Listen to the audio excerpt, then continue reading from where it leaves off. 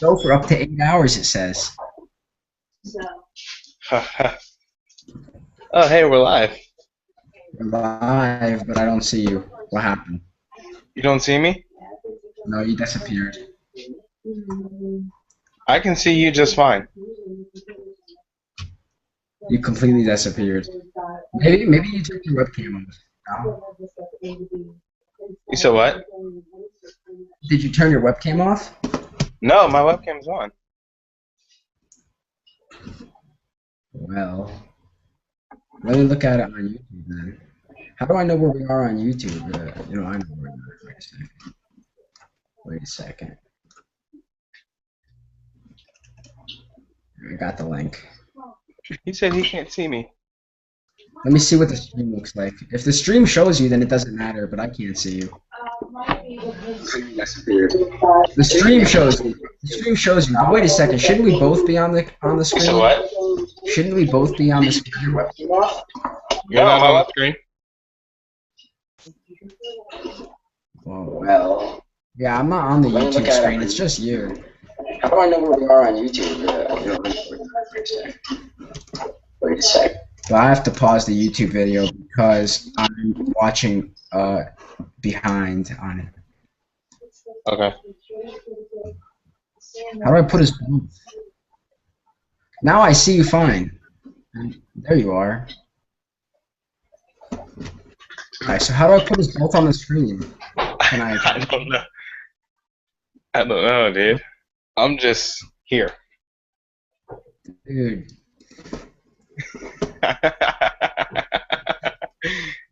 This is so crazy. How do you put two people on the screen? Why is this so hard?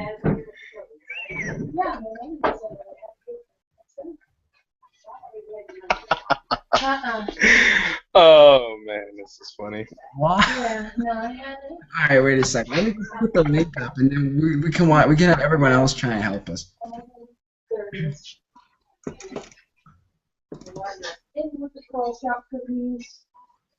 Okay, I see Asher. I see Asher wants to join. Yeah.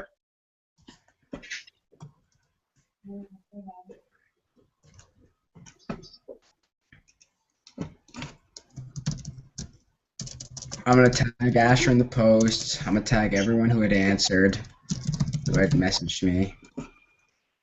Amanda messaged me. Huh? Amanda? Amanda messaged me. Yeah. What'd she say? I think she doesn't. I think she doesn't like me that much anymore because I said because I criticized her being in a different group. She said, hey, what's this podcast you're doing after the game? I told her. She said awesome, and I can listen in. I said, yeah. I said she'll be able to, and I told her YouTube. If she has I don't know. She can listen in at the same time with the link, but getting in, like Asher's trying to get in. I mean, quite frankly, I have no clue. I'm just gonna look at the YouTube video really fast, muted. I'm gonna have our YouTube video up and muted so that I can see what it looks like. Okay. Yeah, basically the YouTube video is just you. Now, if I go and I highlight myself, I think if I highlight myself, let's see what this looks like. If I click myself and put myself on the screen, now the YouTube video will probably become me in a few seconds. Okay.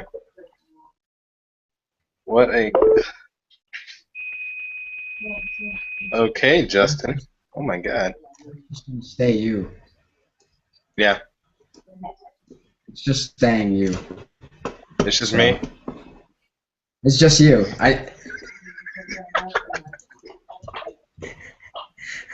It doesn't want me. It doesn't like you, dude. We have 4 viewers right now. How much do you want to bet that one of them is Edgar Cruz? I put $1 million on it.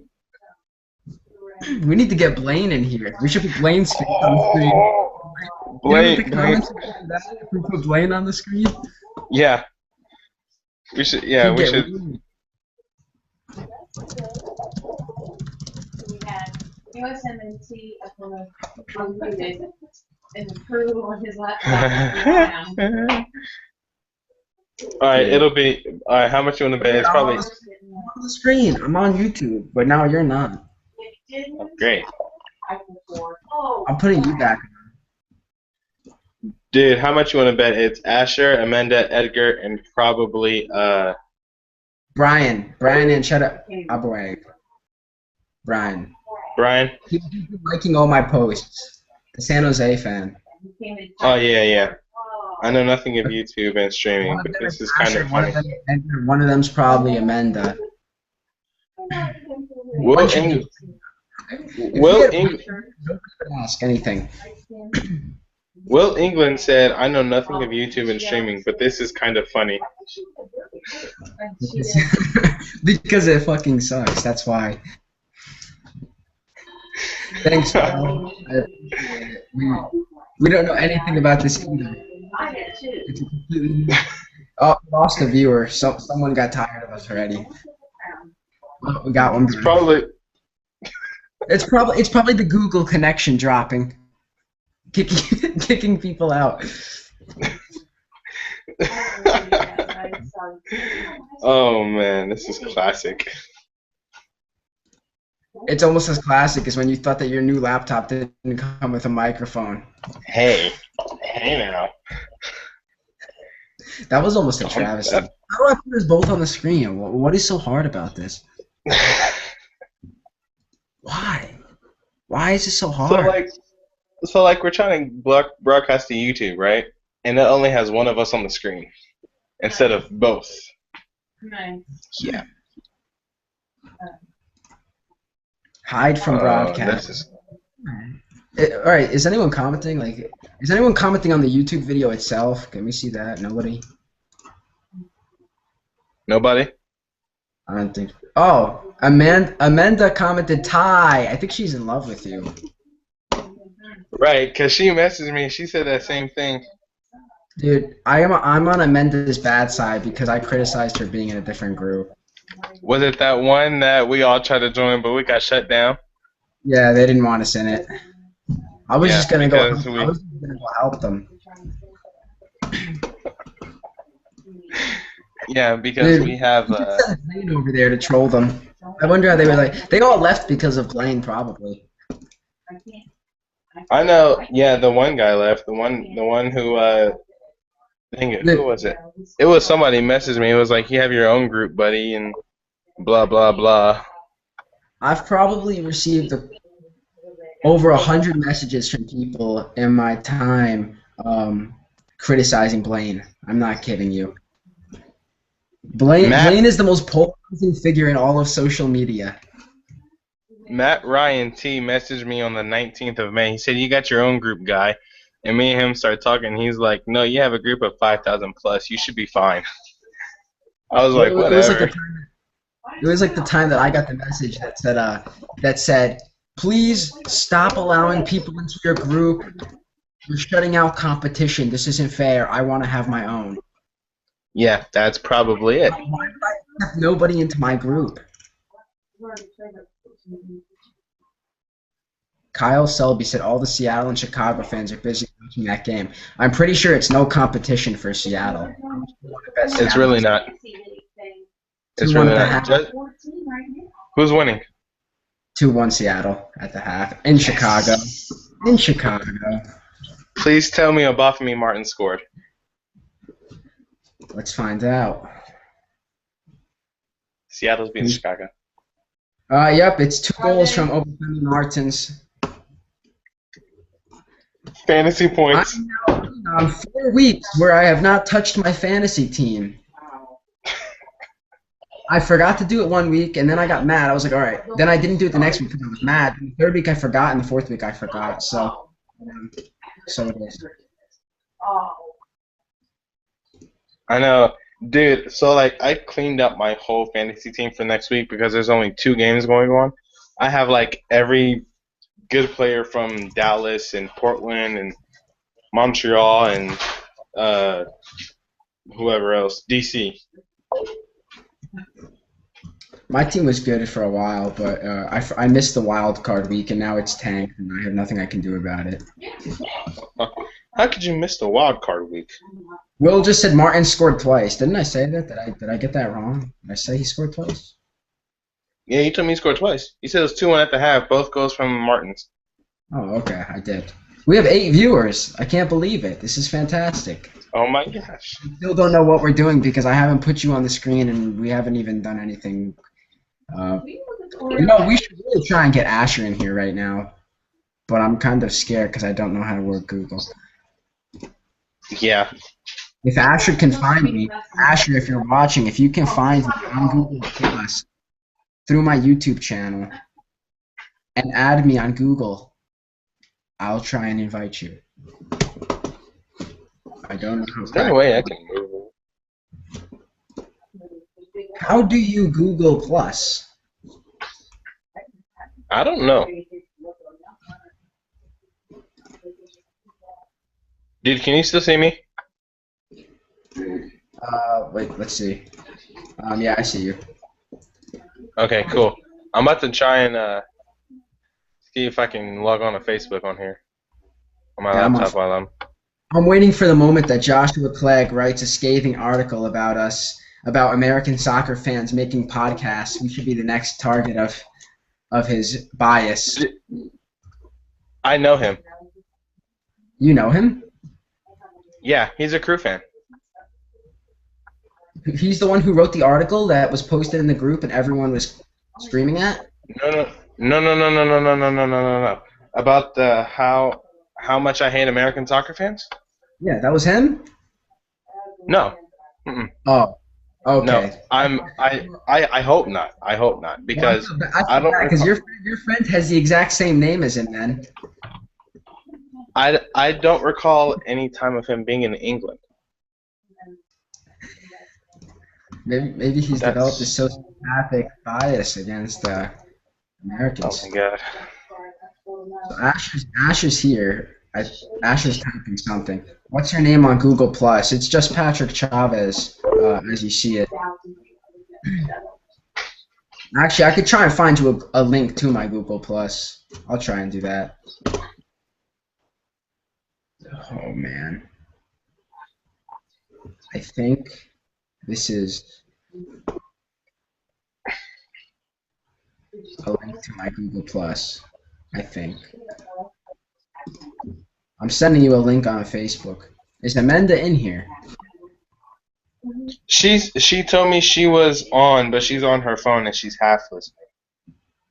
And she's what? Half listening? Yeah. I think she's listening to the half of me. Yeah, she's listening to your voice and she tunes me out.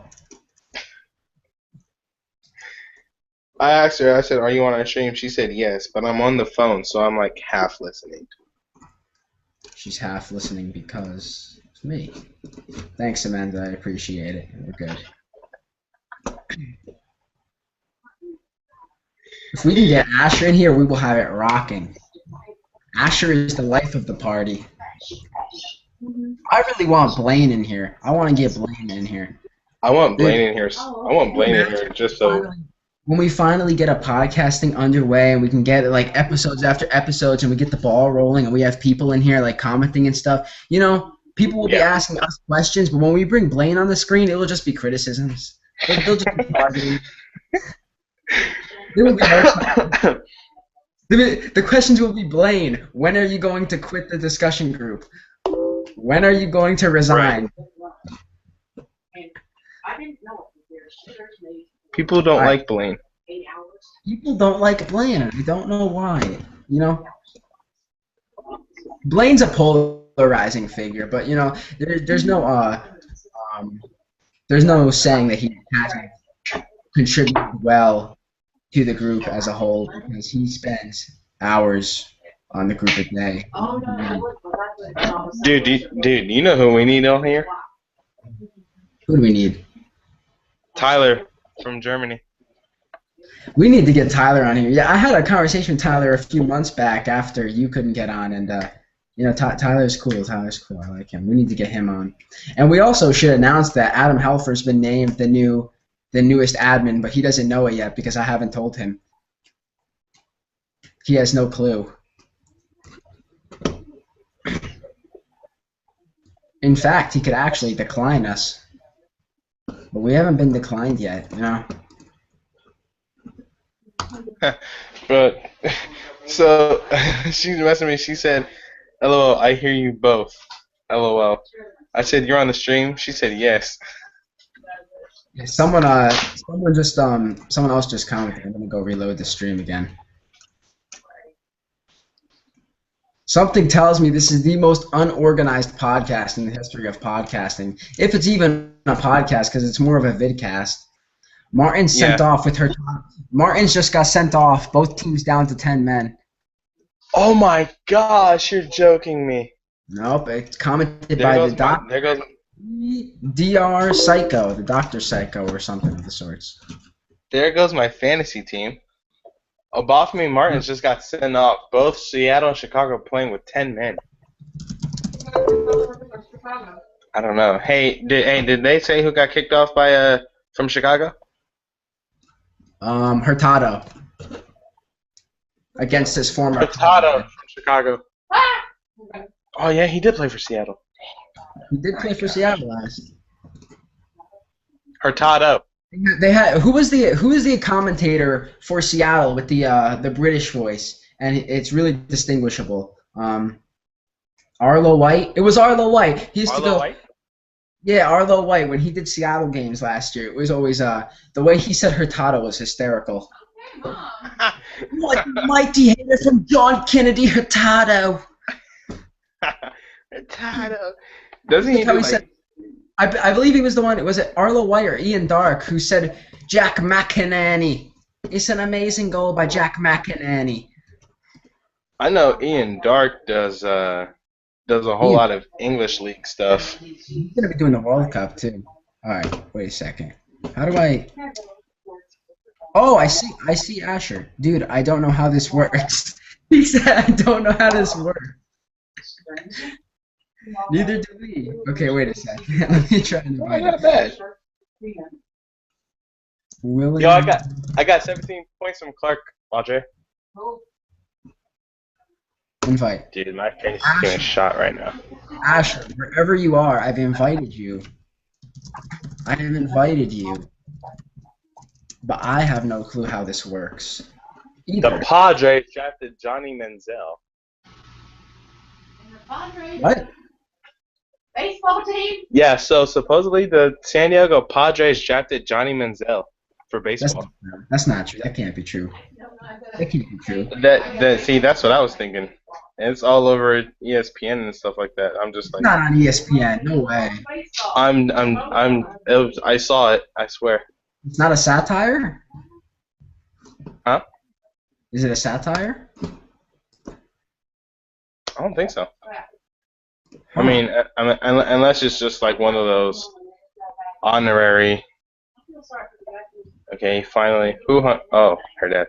I sent Asher a request on Google Hangout. It should be in his little chat thing in the bottom. You know what? Let me send him. Is there? What's wrong? Oh, hey, Amanda wrote to me. She said, "Is there like a chat so you can see what I write?" The YouTube comments. That's how I see it.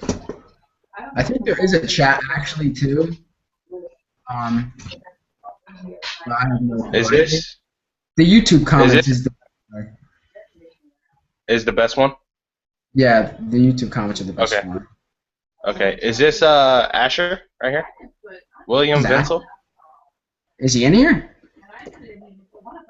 Yeah, that's Asher in the bottom. In the bottom, that's Asher. Oh wait, he's in. There's Asher. Hey, it worked. Asher, where's your video? Is there like a chat so you can see what I write? I can't believe it. It's Asher. Wow. His video's behind. Is it a little behind? How you doing, Asher? Can we hear you? Yeah, yours is just a bit. Okay. Is this Asher? Yeah. William Vincel? Yeah, close enough. I can see both of you guys. Why am I hearing a voice? Yeah, I can see both of you. Wait, hold on, Wait, Patrick. nobody talk. Wait a second. It's I can't believe it. It's Asher. Wow. Why do I hear myself? Why do I hear myself? His video's behind. Is it a little behind? Asher has echoing going on. Oh, he has the YouTube playing. Asher, you I think I know why. Okay. You have the stream playing. That's why. Yeah, close enough. He has the stream playing. That's what it is.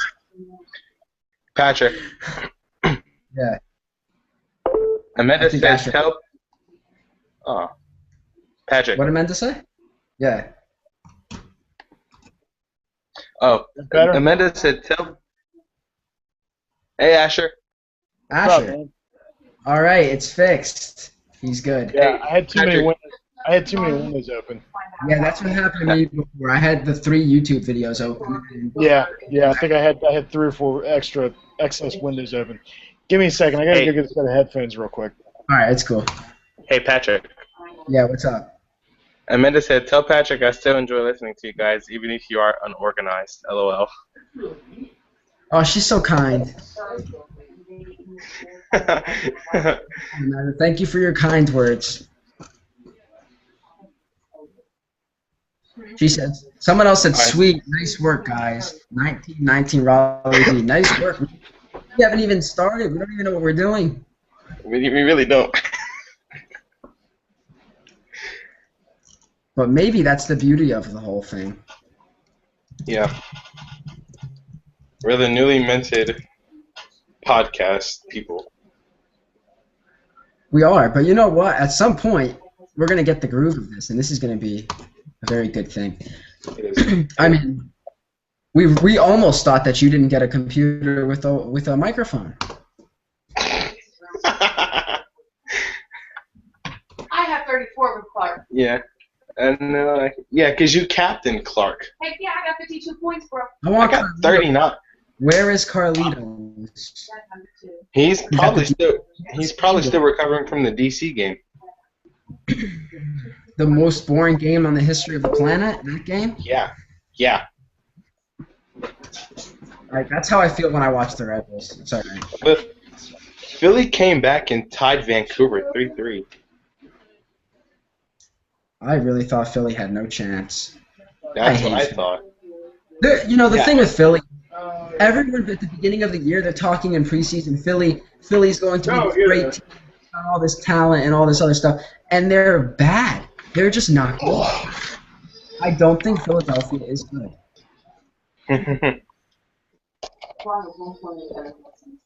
Oh, come on. Why you got to tell me that? Asher, what do you have to say about Philadelphia? What's your takes on Philly? Did you see what happened earlier tonight?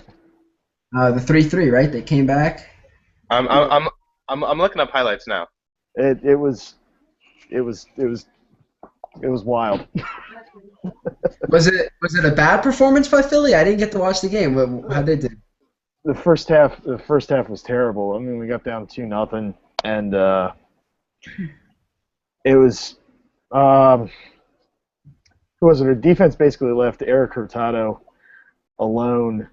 I mean, there was too much space between the 2 center backs, and he just ran on. If you go in and watch the highlights, you'll see it's bad. It's like really bad. Asher. So Asher. what's up? I'm watching the highlights now. I got to see this. Yeah. It's the second half was a lot better. Connor Casey wound up with 2. Sebastian Letou came on as a sub and he got the 3rd, and then McMath gave up a PK and got a yellow card for it at the same time. So it's what are you gonna do? Let me ask you this. Let me ask you a really blunt question, real quick. Will Philadelphia make the playoffs?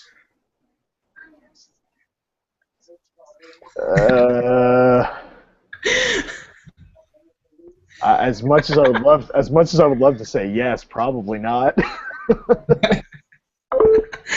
I don't see it happening, man. It's rough. It's. I mean, it's the coach.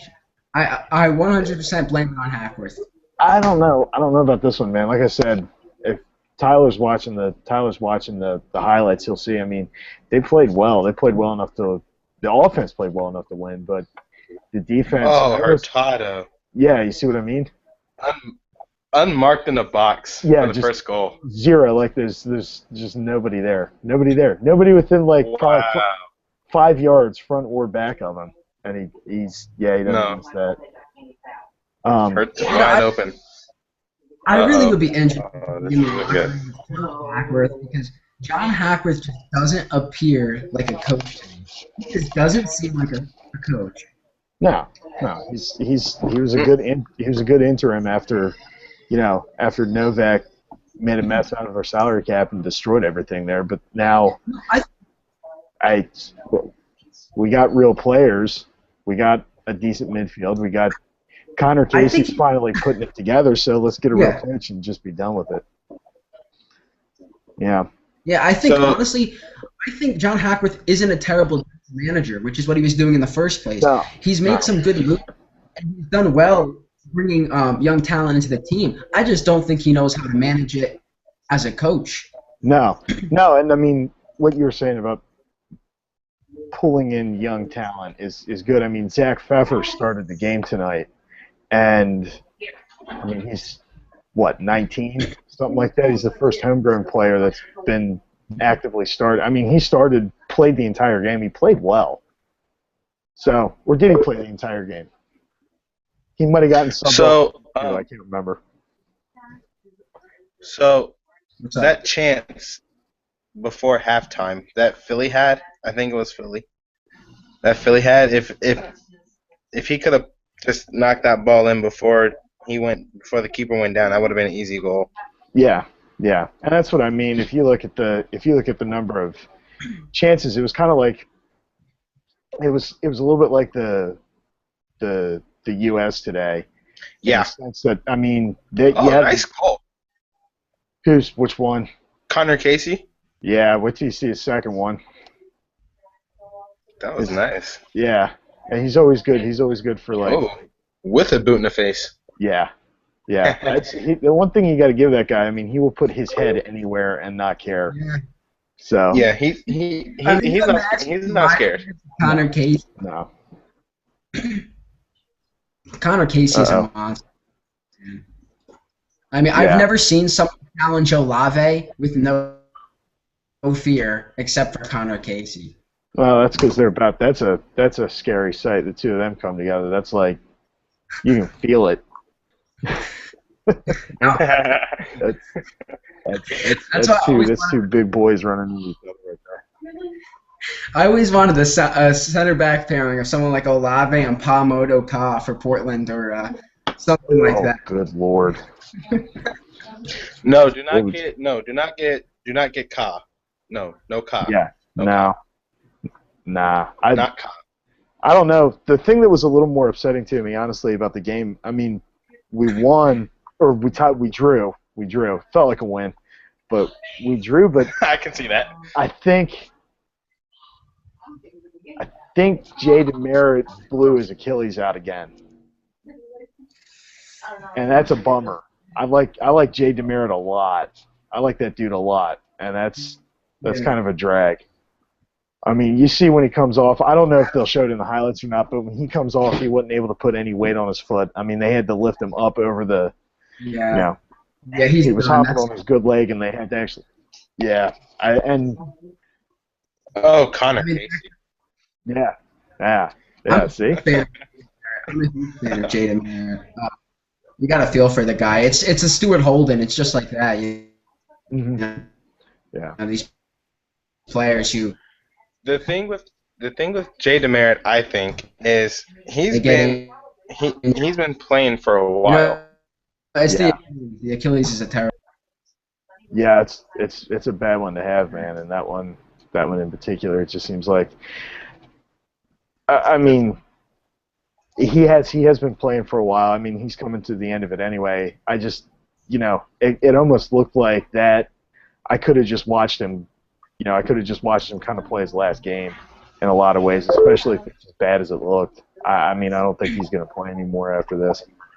No, there's if no, it's there's no that coming bad. back. You can't. Yeah, there's no point. You know, I mean, if he can Hey. recover from one more time, it's not worth trying to risk it again because he has a family and everything like that. If he can, Oh. I mean, walk. Yeah. Yeah. Hey, Asher. Yo, Was Zach McMath claiming he got the ball? he did not get the ball at all. Yeah, I see. Not even Yeah, I see trying that. to. Well, no, I'm only asking because he picked up the ball and went to the referee and said the ball is right here. The ball is right here. I know. And you know what? To be completely honest with you, I scared my dog and I scared my son and I probably made it known to everybody on our block that I was watching a soccer game when that happened because I thought he got all the ball at first too, but then I didn't go back to show the replay. I'm like, oh. Yeah, I understand that. I understand He that. didn't get any of the ball. That's totally understandable. Yeah, so. Chris Bauer from our group comments. He says, "LOL, this is awesome." And you have William England. He says, "Okay, so Martins was sent off for fighting, but yeah, he wasn't fighting anyone, just holding on to the ball. Replay was very inconclusive. Strange thing is going on in Chicago." Yeah, That's pretty bad. Down there. how is I don't know. Martins doesn't seem like the type of really, He doesn't seem like he would get into a fight with anybody. No. He doesn't seem like that person. He wants to be doing backflips. He doesn't. I mean, most players when they score 2 goals, they don't start fights with other players. No, absolutely not. So it doesn't make sense. It'll mostly be interrogated by whoever is feeling like that Martin's got by the most. Say like Cochran, like back right there. If he gets past him like lots of times, he feels like he's going to be starting the most. Yeah. That's just my opinion. Yeah. I don't know. That seems. Okay. I haven't watched any of that game. I saw it was on, but I didn't get a chance to flip it on yet. So. Mm-hmm. Did you guys get to watch the U.S. game? Yes. Yes, Yes. all of it. Yes. Yeah. Beautiful. Yeah. So what'd you guys? We could start with either of you. Oh, go ahead, Asher. Omar Gonzalez frightens the shit out of me. Well, that's why he's not going to be starting. I think that's something I think we've all established now. He's not going to be starting at the World Cup. Yeah, I mean, don't get me wrong. I like the dude. I don't have a problem with him outside of. I think he cracks. He seems to crack under pressure. I mean, like he immediately. had 10 minutes not to fuck anything up, and he fucked it up. Yep. Exactly. So, I mean, that's when you kill yourself. Yeah. So wait, was that Omar Gonzalez or was that Matt Besler? I think Besler. What else are you gonna do there? He had to You got to at least make an attempt to make a tackle in that situation. The guy was going to score. He was walking in on goal. Any good striker scores that. So I mean, you have to make the play. But he has to realize if that's the World Cup, it's a red card. So. Yeah, I don't know about that. That wasn't. There were 2 players. It's a yellow probably, but I don't know about a red. I don't know if that was a blatant, clear on open scoring opportunity. A clear goal scoring opportunity. I don't know if it was though, because there were 2 defenders back coming down on the other side, and the angle was a little weird. I don't know. Someone maybe Ricardo Salazar would give him a red, but I don't know. The thing that I have to take away from that is the angle kind of reminded me of Michael Bradley when he scored against Columbus. That tight angle right there. Yeah. Had he made that, that would have been okay. Now, given the circumstances, there was another player back. I'd have to agree with Asher. That might be a yellow. Depending on the outcome, it's debatable. It depends on the outcome. Miss or goal. Yeah. They've been changing. They've been tweaking so many of the rules lately. I don't even really know what's going on. Like just MLS makes up the rules as they go. No. So, well, here's what was funny. I actually had to go back and do this because I think Patrick. I think it was when we played you guys, and somebody scored a pretty nice goal, but Thierry Henry and 2 other players were in an offside position. like standing on the goal line when the ball went in. I kept saying over and over again, it's offsides, it's offsides, it's offsides. Why was that goal allowed? So I watched instant replay, which I like. I think he's an idiot a lot of times, but he's hilarious and it's entertaining. I love watching it, yeah. but I never agree with anything he says. So. Yeah. So wait, hold on. Here's something that we can all talk about. Josie Altidore. Hang on a second. Yeah. Huh? No, it's fine. It's fine. Good. Good. No one's gonna see you walk by. Sorry. I still got a wife and a son awake right now.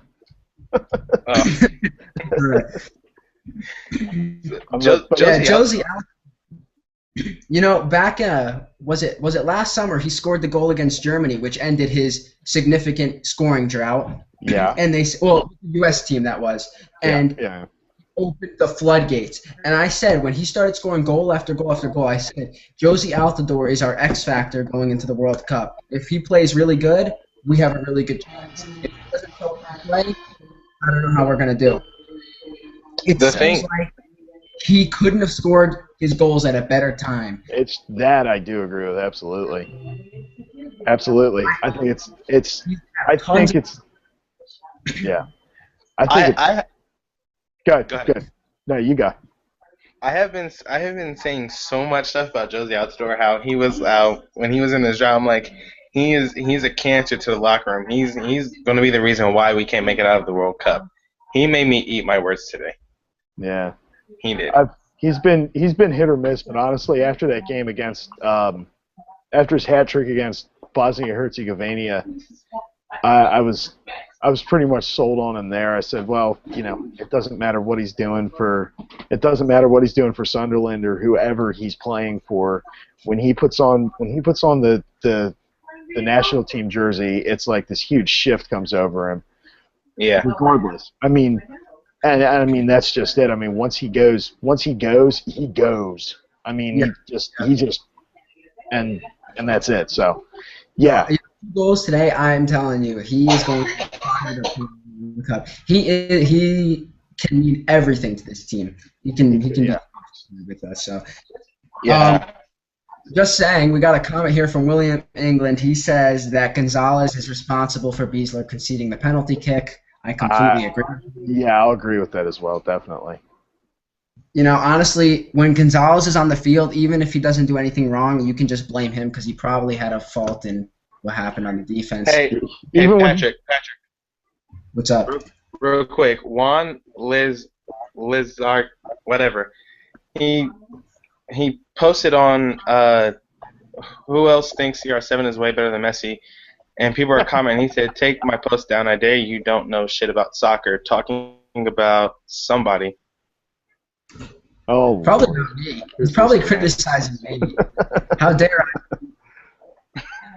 I can't wait. Boy. Joshua Clegg writes his scathing article about American soccer fans producing Oh, podcasts next. We're all going to be the target. Dude, maybe I should smartphone in 90-degree weather. See if he criticizes me for that one too. Here, hang on a second. Yeah. Hey Patrick. What's up? I'm just gonna. Should I red card this guy? He's. Hold on, let me see. He said. Is there a fight going on? Yeah. What on? What? Juan Lizarraga. I don't know. Yeah. Then follow the rule and take down the post. Nah, I'm too lazy. Let's bring an admin. You'll probably receive a yellow card. I was gonna give him a red. I'll delete the post, and I'm just gonna remove. I'll remove Juan because. Why is this even on here? You see it too, Asher? Yeah. Don't refresh. I just deleted it. If you want to read the rest, don't refresh it. Okay, whatever. So. I love. All right. The posts people make are unbelievable. It's it's the really internet. not complicated. The internet's a terrifying place, dude.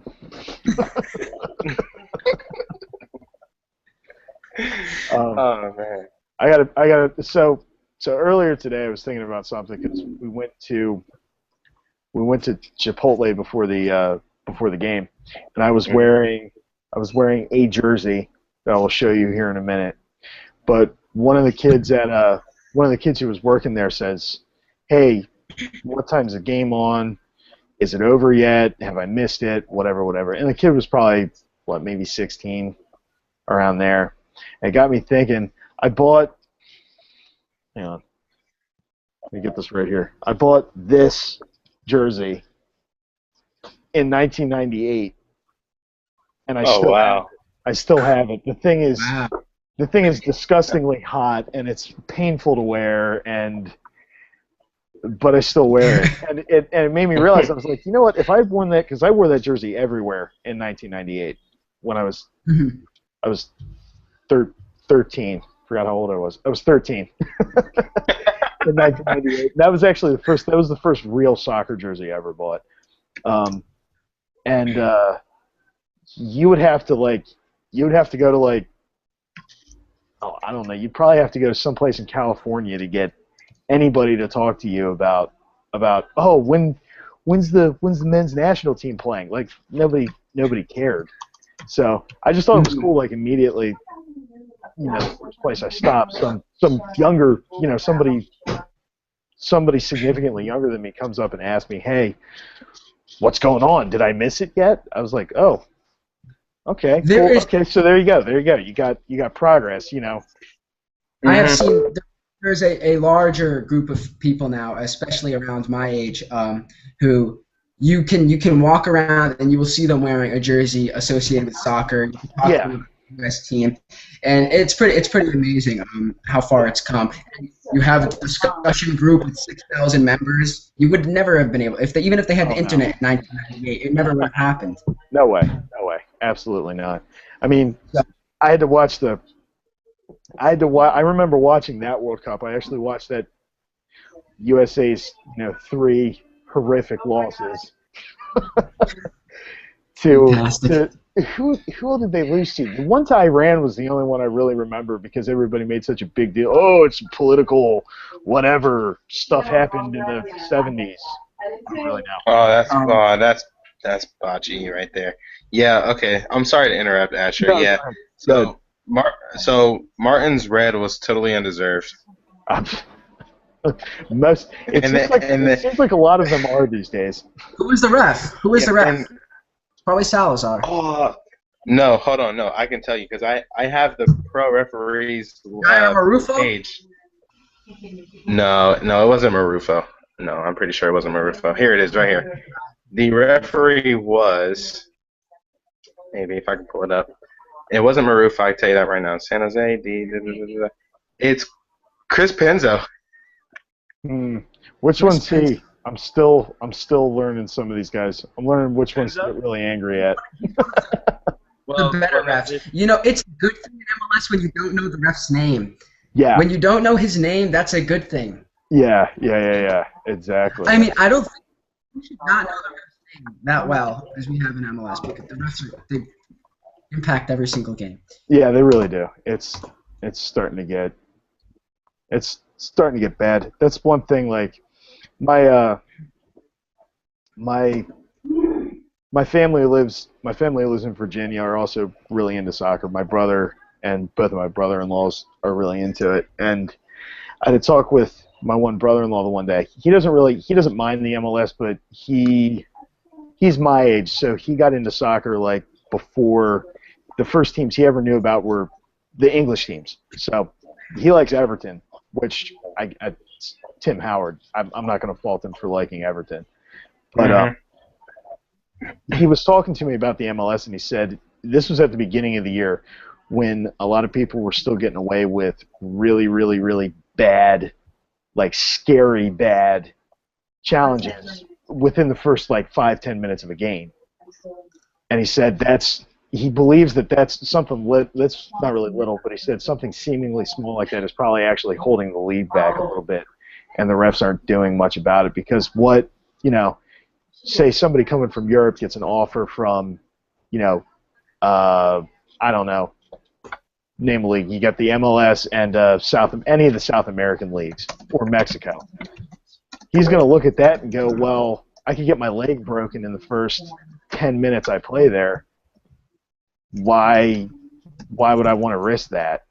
Especially if it's a high dollar signing, you know what I mean? Something that's got a little bit of thump behind it. I don't know what you guys think about that. I thought it was an interesting take on it, because that's like the key was consistency with refereeing and not kind of changing this league from being a scary physical league to being one that's a little more. You can still have a tough league without being, scared that you're gonna Steve Zakawani and your leg's gonna snap in half.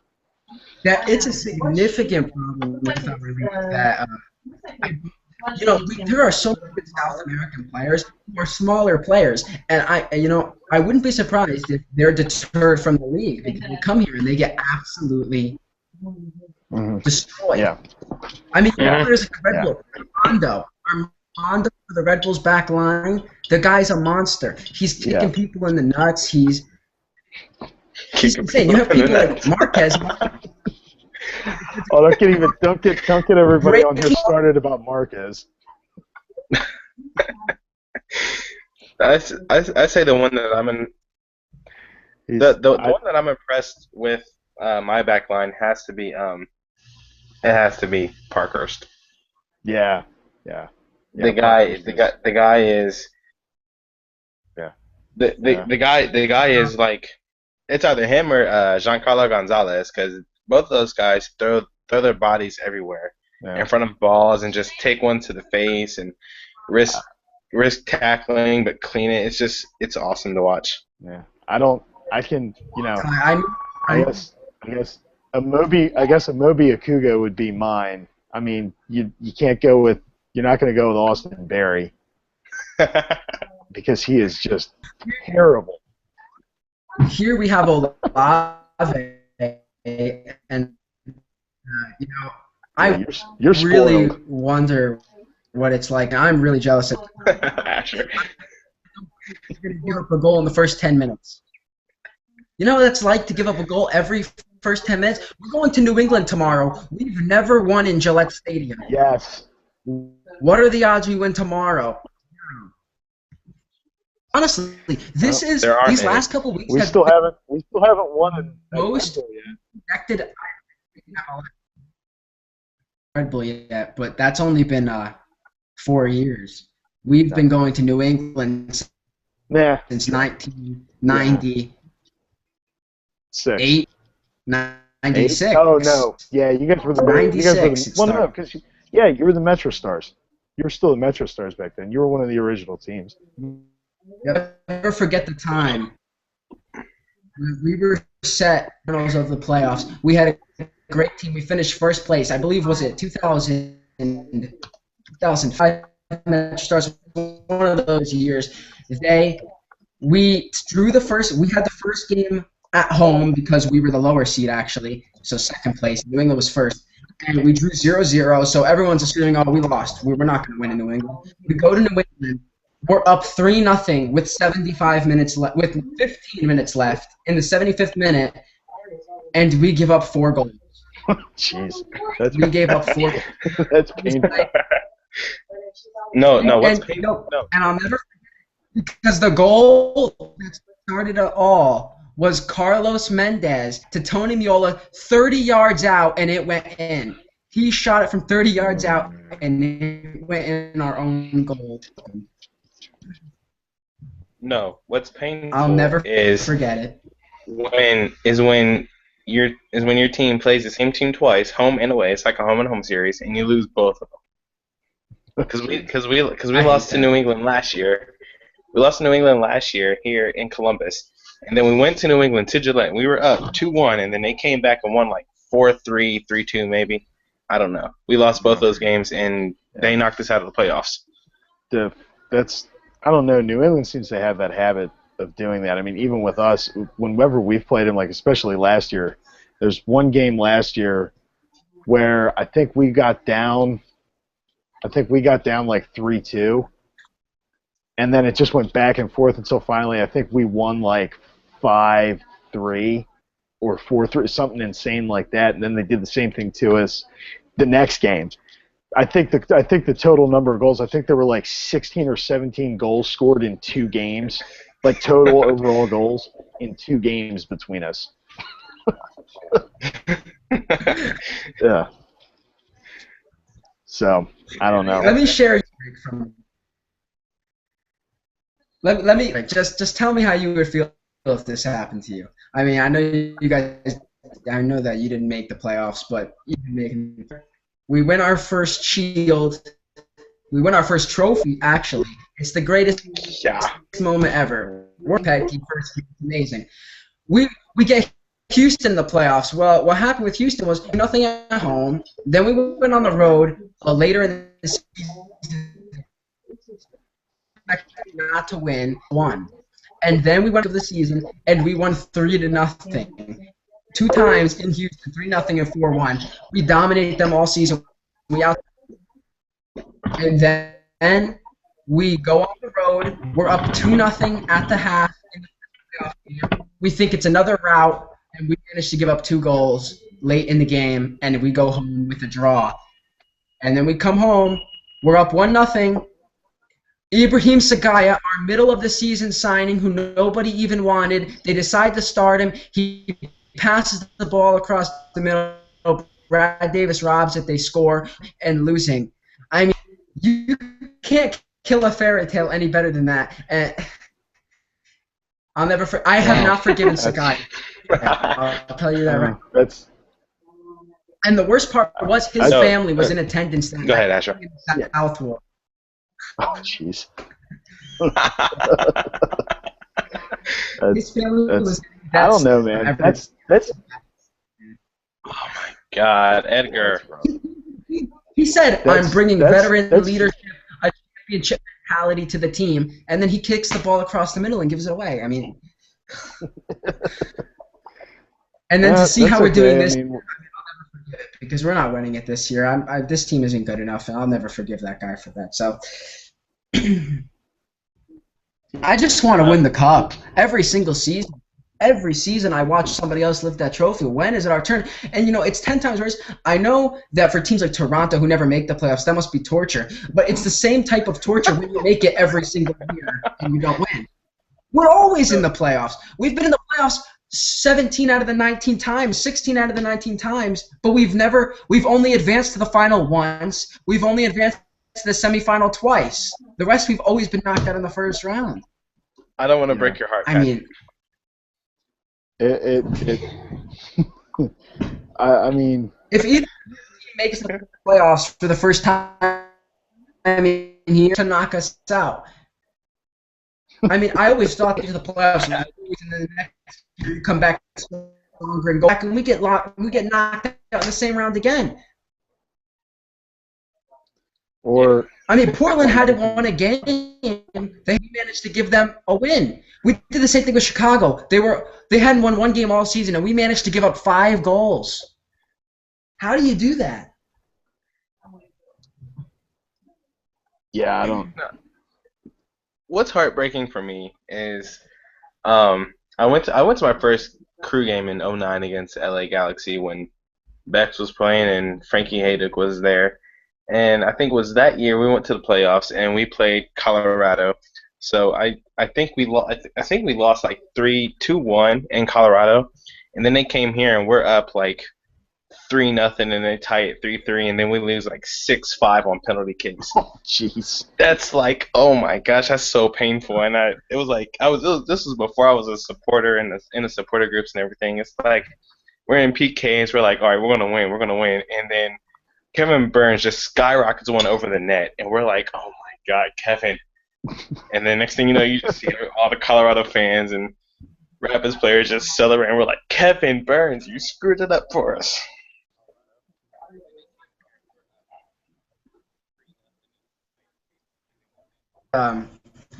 What about another of the Red Bulls' most prominent? We knew if we made it to the final, we were going to host the Cup final. So they give us the first round. The week of Hurricane Sandy comes, ravishes New Jersey. So now we're playing for New Jersey. We're the lower seed to DC United. But then since the game couldn't be played through the city, we get to become the higher seed. They gift us with the second game at home. We go on the road, we tie 1-1. We're sure we've got it beaten. We've got them beat now. I mean, they gave us the higher seed. We didn't earn it. And then it's a snowstorm. We drive to the game in a snowstorm, in one of the worst snowstorms I've ever been in. People get sick. People got pneumonia from this game. They cancel it once everyone gets here. We have to go home. I'm sick. I show up the next day for the game again. There's nobody there this time because everyone's pissed off. I'm coughing. My throat is swollen because they got me sick the first day. I'm sitting. We have 27 shots to 2. And then we give up a goal in the 90th minute and lose. After Kenny Cooper converted the penalty kick, but Thierry Henry and Tim Cahill, our most expensive players, encroached on the box and canceled it out.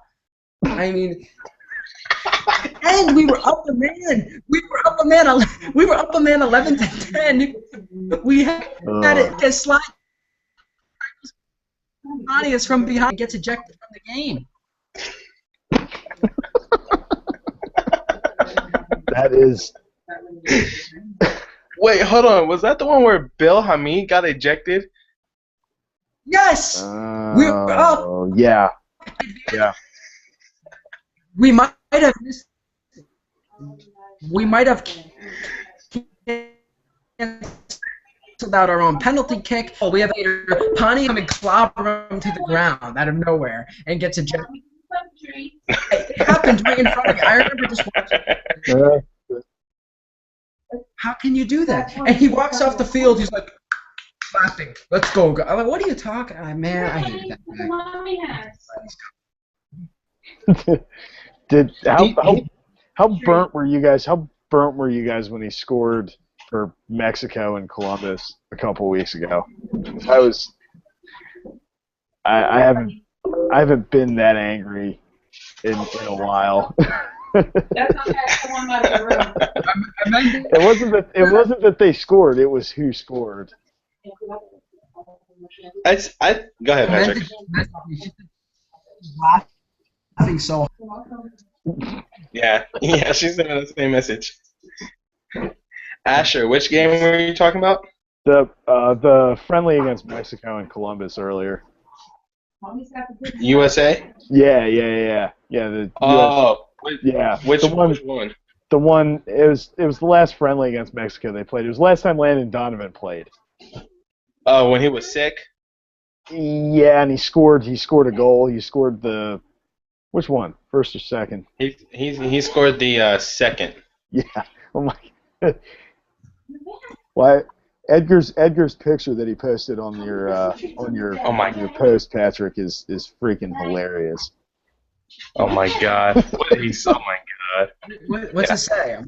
Just get on the Facebook page and go look at it. It's funny. I don't even know what that is.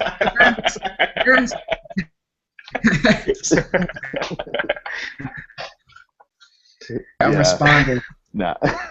Yeah, the Donovan I was at that game, so I was pretty lucky to get tickets at that game. The Donovan goal was actually really nice. I was so happy. I threw food up in the air in my suite. I just totally threw my plate up in the air. and then when Dempsey took that PK, I'm like, all right, now he's gonna mess it up, and then he shoots it wide. I'm thinking, okay, he either did that on purpose to keep the Dos Cero, or he just totally. It was Ghost. Yeah, it was Ghost, man. Yeah, it's an old stadium. It's an old stadium. It's an old stadium, and the scoreboard caught on fire. It was Ghost. Yeah. No, I love Columbus. I wasn't at that game. I would love to make a trip out there and go to a national team game there eventually. That's the first. What wasn't that the first professional soccer specific stadium? The built first specific soccer stadium in MLS. Yeah. Was it? Yeah, I guess it wasn't the first. I guess it wasn't the first in the United States because there were fields back in the. I think the first one that was in the U.S. was Charleston Battery. Charleston Battery. Man, it's so weird that all these NASL and USL Pro teams have been around so much longer than anyone realizes. Yeah. I mean, it's like when Portland, Seattle, and Vancouver come into the league. They're all talking about their history and whatnot, and like that's why people should show them respect. Nobody knows who you were. No. I never. Yeah, I was unaware when someone first told me. When someone first told me that there was a Seattle, Portland, Vancouver, Cascadia Cup rivalry going back to the mid '70s, I was like, I don't know who any of them are. I mean, cool. Hey, let's come in. Let's play. Let's Asher, you want to but- hear something ridiculous? You want to hear something ridiculous? I don't know if you're aware, but there is an imposter MLS discussion group on Facebook.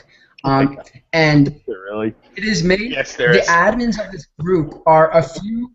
The admins of this group are a few fans of Cascadia teams, and the exact description of this group, and I'm not kidding you, is MLS fans to talk since all Cascadia was cock block soccer discussion group. That's what they say. All right, now I think it's funny. cock-blocked. Exactly. If they didn't act like, if nothing against the Sounders, the Timbers, or the Whitecaps for that matter, I don't really have those people who are watching this and laughing at us hysterically right now. Yeah. I don't really take too much of an issue with Cascadia fans. I mean, I don't. I think they can be jerks, but dude, I live in central Pennsylvania, an hour away from Philadelphia. I know about bad sports fans. So the Cascadia fans, I mean, there's a select few of them that like to act like entitled assholes on the internet, and that's. I mean, what do you want? That's what they do. They're not all like that, and I know they're not all like that. But it's just they make themselves very, very easy targets most of the time. So. I totally agree with Asher. Such a ridiculous thing, and admin. So I don't know what to say about that. Yeah. Yeah. No, I don't. What do you want? It's. It's 5 viewers, so I don't know if that's a coincidence or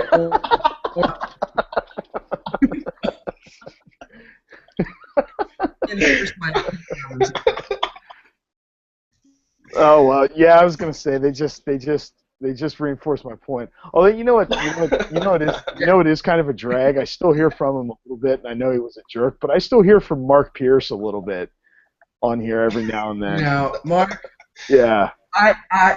No, I know why honestly, he kicked him, and I agreed with it, but he's still hysterical. I loved having Mark in the group.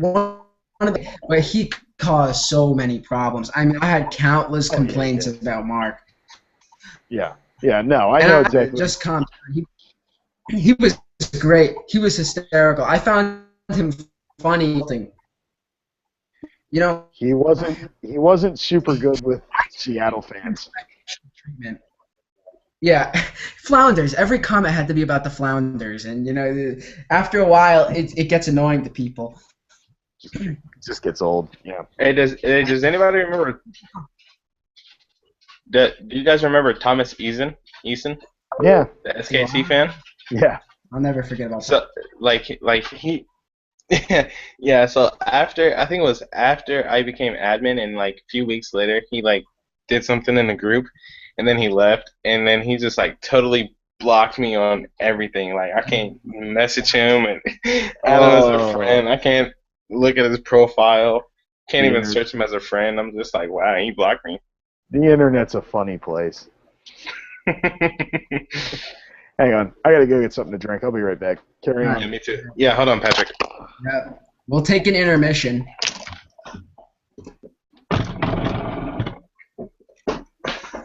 We're having so much fun.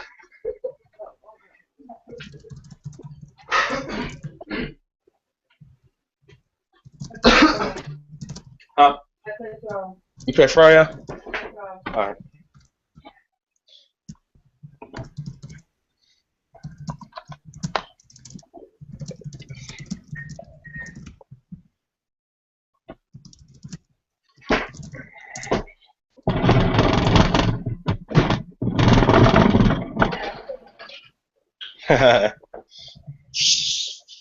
We need to get that on DVD. I want to go see the comments. I mean, I play no comments.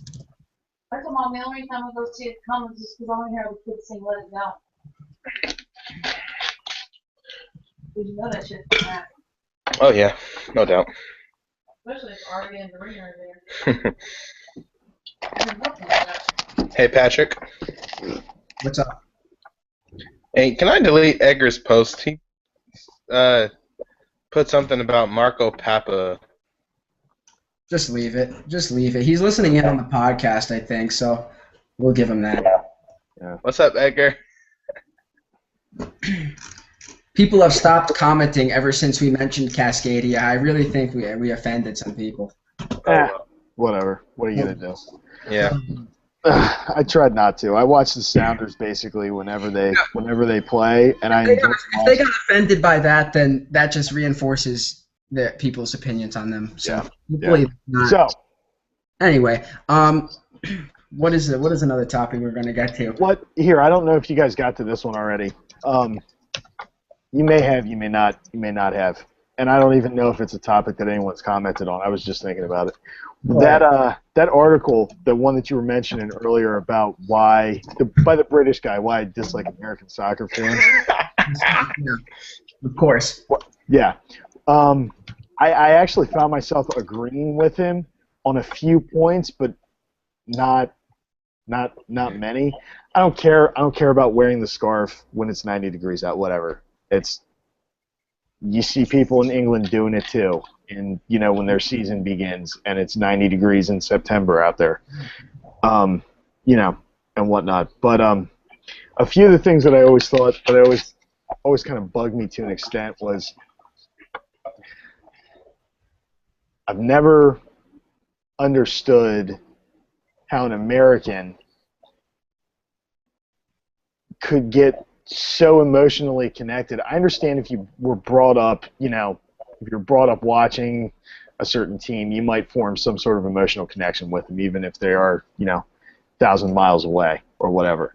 But, he makes a valid point, especially about kind of like, New York hipsters who all of a sudden have never watched a soccer game before in their life, and all of a sudden it's like, oh, wait a minute, I now have an excuse to go to the bar at 7 o'clock in the morning on a Saturday. Yep.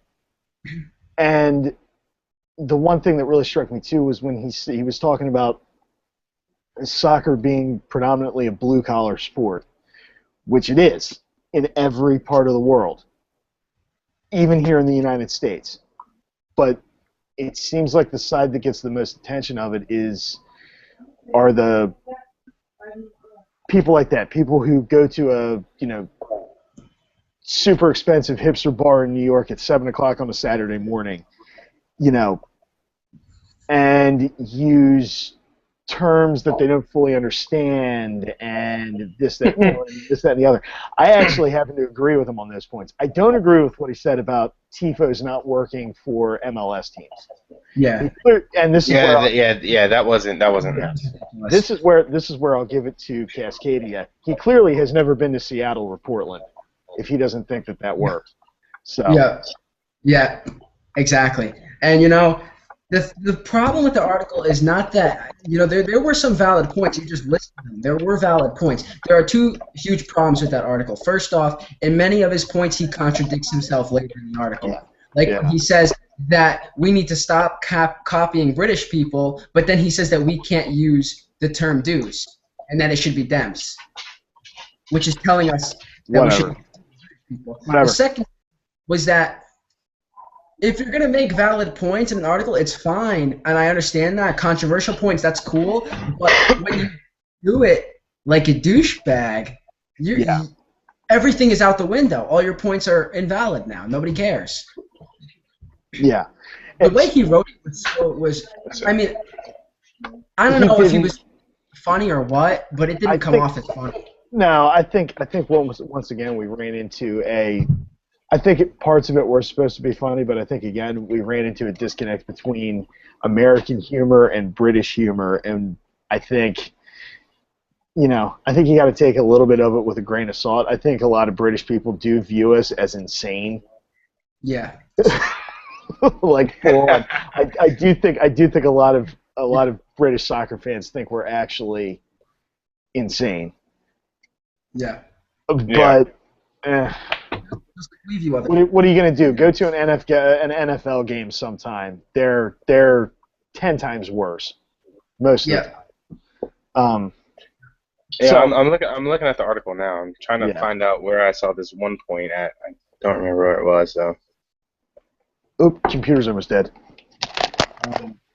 I was about to make a point. Now I have to think to myself.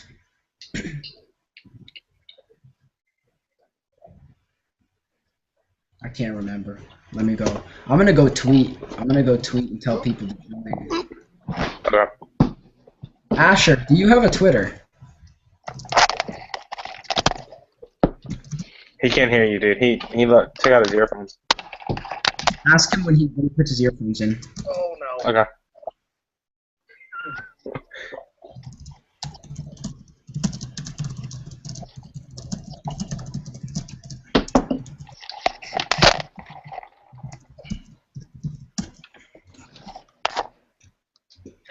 Okay, so there's this one in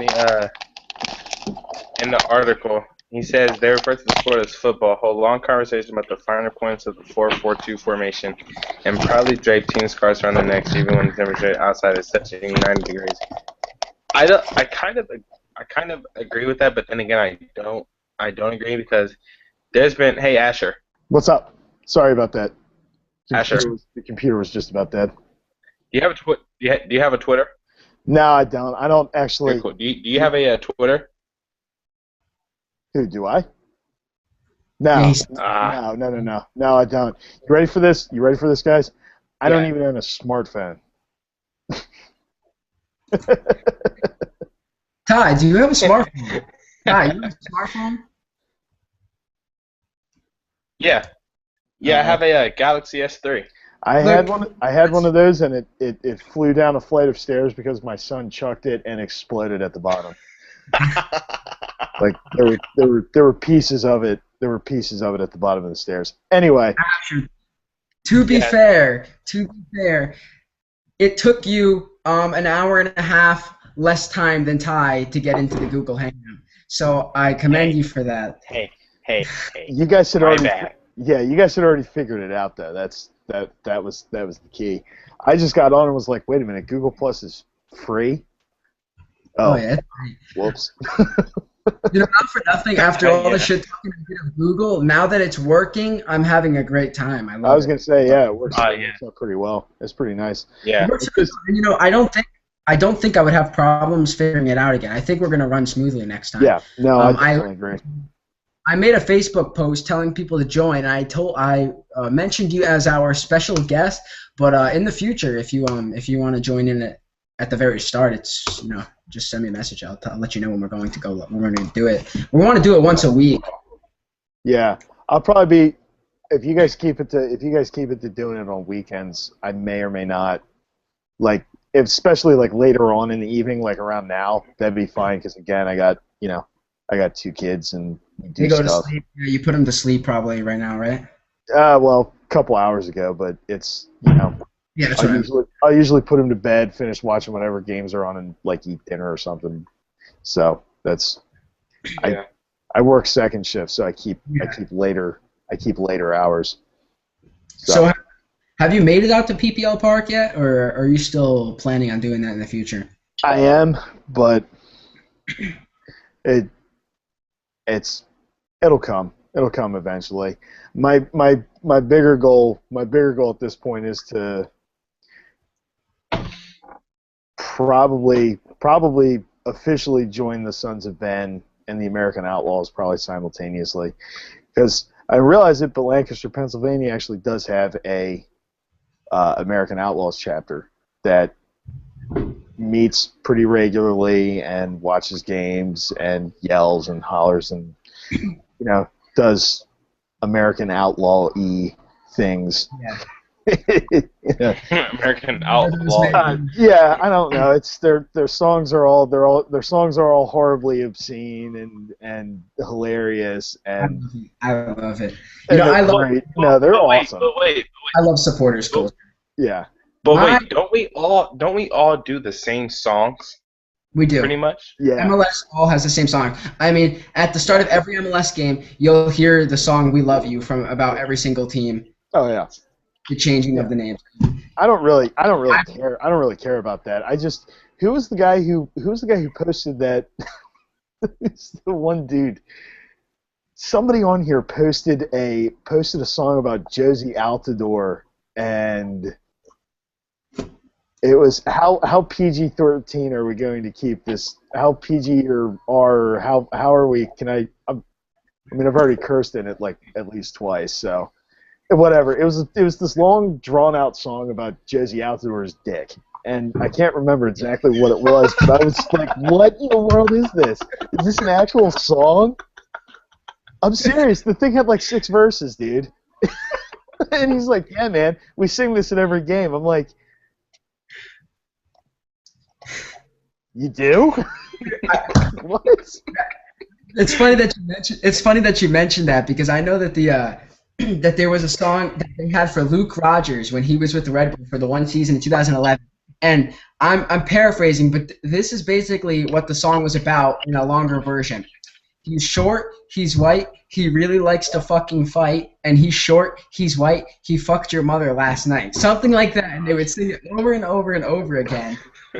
Luke Rogers, I forgot about him. Oh man, no, we had one here. Oh, who was it? He's the one who shot fireworks off in a bar and took a girl's hand off, and he still managed to stay out of jail.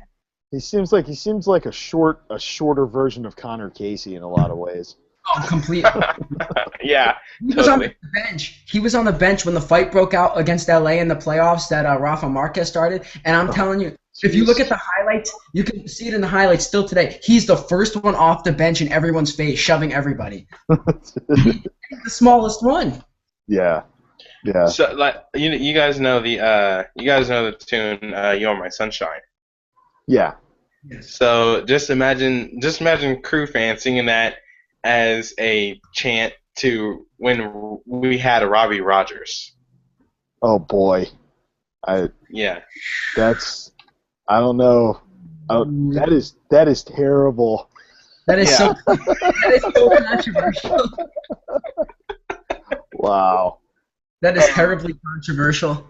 And it's funny, but that's still yeah. Yeah. So did they sing that for him before they knew? Yeah. That was his chant when he was still at Columbus. Nobody knew. Before. I wonder how he felt. Before he came out, yeah, I was gonna say that's kind of interesting now. Because nobody knew about it. So yeah, I was gonna say. So now you can't fault Crew fans for. You can't fault Crew fans because it's Yeah. not. They didn't know. They didn't know about it. Yeah. Mm-mm. And I'm sure he wasn't them either because he never told anyone. Yeah. Yeah. He seems like he's an alright dude. From what I've seen about him, he seems like he's alright. Although He is. I've met him a couple times. He's a really nice guy. He really loves his passion for the sport. You can honestly see that. yeah. Well, and excuse me. Sorry. There's an ad here about hockey, and apparently the Sacramento Kings trolled the New York Rangers with a Will Ferrell video.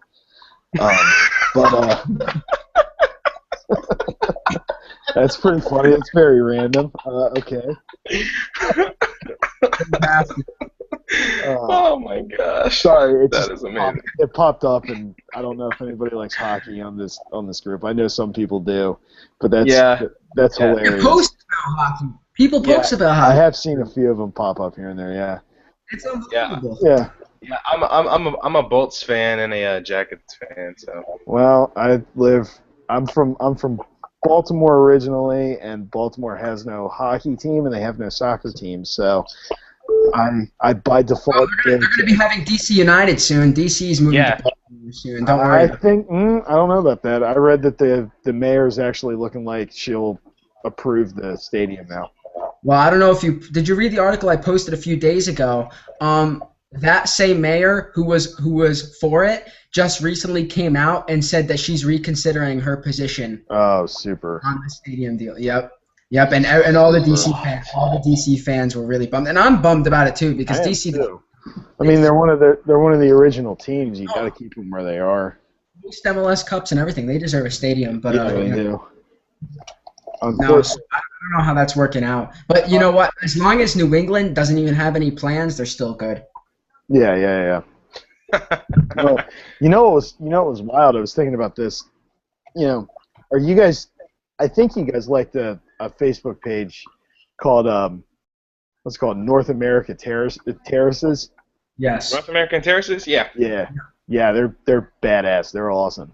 But Yeah. there's a bunch of pictures from who is it of the Northern Guard for Detroit City FC. Oh my gosh, I hate those guys. Okay, that's fine. That's fine. I know nothing about them, but all I know is they play in the American 4th Division, and they still have like a rowdy supporters group that's pretty big actually. Like down at one side, like the one side of the field, and there's smoke going off and everything like that. I'm like, it's. To be honest, it was kind of sad. It was kind of sad looking at that and then watching DC United play like a couple days later and being like, wow, there's. I mean, it actually did kind of make me sad because I would like to see DC United stay in Washington, D.C., but I just don't. I don't think they're going to be able to stay, like, in the city necessarily. They're going to have to move. If they do get a stadium, they're going to have to move outside of the city. It's going to have to probably their best bet, because I grew up, after we lived in Baltimore, we moved to Northern Virginia, about an hour west of D.C., and I played in a lot of soccer tournaments in, like, Northern Virginia, the D.C. side, the Virginia side of Washington, D.C. Excuse me. Even back when I was growing up down there, soccer was huge in that area. Like, huge, like crazy. Like, that's all people played soccer and lacrosse. Yeah, everywhere else, people played baseball and football. Everyone there played soccer and lacrosse. Yes, I don't really know what the deal was with lacrosse, but the bottom line is, if you were to move DC United into the Virginia side of Washington D.C. and actually put the stadium in Virginia, you would probably have better turnouts to games, and it'd probably be much more feasible to get that stadium built. I don't know. That's just kind of what I've seen from that area. Yeah. We have we actually got some comments on the video. On the video, certainly. Amanda said, Marquez, that fucking prick. Amanda said, she said, I remember Hurricane Sandy during the playoffs. I lost $50 on tickets. Woof. Yeah, I'm sure. Oh, William England says, I don't have a smartphone either. I didn't know other of my breed existed. Okay. All right. To be fair, I did own one at one point. It just, like I said, exploded. And You just left William in the dust. You just left him to dry. I could. It is what it is. Plus, I work in an environment where a smartphone would get ruined in probably a day or two. So it doesn't even matter. No. Judging from the amount of comments we've gotten already, what are some predictions that if we had Blaine Riffle come and join us on the chat, what the comments would be like? Can we get him drunk after a Sporting KC game and then get him on? No, I don't want to do that. He was okay. In his defense, he was actually really cool when the Union beat Sporting KC the other week in the weird middle of the week game. He was all right after that game. He just kind of typed something on the game thread and was like, I am drunk and upset, and I can't really talk right now. But it was something along those lines. But he was all right. He was all right. Blaine's great. Blaine drinks like a monster. I mean, I don't know if you know, we have an admins chat, and basically, after every single game, he shows up in the admins chat drunk, and it's the funniest thing. And I'll tell you what, there is never a better moment when a DC United game and Sporting game ends at the same time, because you have Carlitos and Blaine at the exact same time, and it's the greatest thing you'll ever see. I gotta meet him. I know exactly what, because he lives in that same area of Virginia, that Virginia side of DC. I want to say I know where he lives. Like, roughly. I know the town or the city that he lives in. Mm-hmm. I feel like I do. I'm meeting up with Carlitos next game. He's coming by, and then I'm going to go down to DC in probably September, and with probably Manny from our group. Oh, yeah, Annandale. Yeah, I know exactly where he lives. Like, literally exactly where he's from. Huh. That's weird. Yeah, I would like to. I got to get over to to Red Bull Arena to see a game with you and with Carlitos. Yeah, with Oreo. Yeah, Oreo. Yeah, he told me if I bought him beer the entire game, he'd give me one of the tickets. So I said, okay, we can do that sometime. Yeah, he has seats right next to me. We literally what happened was this. I knew he was one of the admins before the season started. I knew he had season tickets. I had no clue where he sat. He didn't know where I sat. We never talked about it. We just knew that we were both at the games and we would meet up one day. Yeah. The first game of the season, I showed up. I sat down in my seat. I looked to my right. I recognized his face. I'm like, Oreo. I'm like, holy shit. I'm like, wait, these are your seats? He's like, yeah. Literally right next to each other. We have the same exact seats. So that's hilarious. That's awesome. Now, we talk during every game, and basically he's the first one to get up out of his seat and get the fuck out of the stadium when they're playing bad. So it's pretty funny. He can't. He just gets mad and leaves. The thing with him, though, is he sits there silently angry, and I'm completely passionate, and I scream at everything, and I scream at everyone, and it's out of control. I can't handle myself when they're playing poorly. I told him I would love to go to a game with you guys, but I would love to go to a game with you guys. I am not wearing Union colors in the Red Bull Arena unless I'm there with the Sons of Ben. Yeah. I view it as disrespectful. So yeah. It's the same thing. Oreo went down and he went into La Barra Brava. He ditched the Red Bull. He was wearing a white T-shirt. I saw that. Yeah.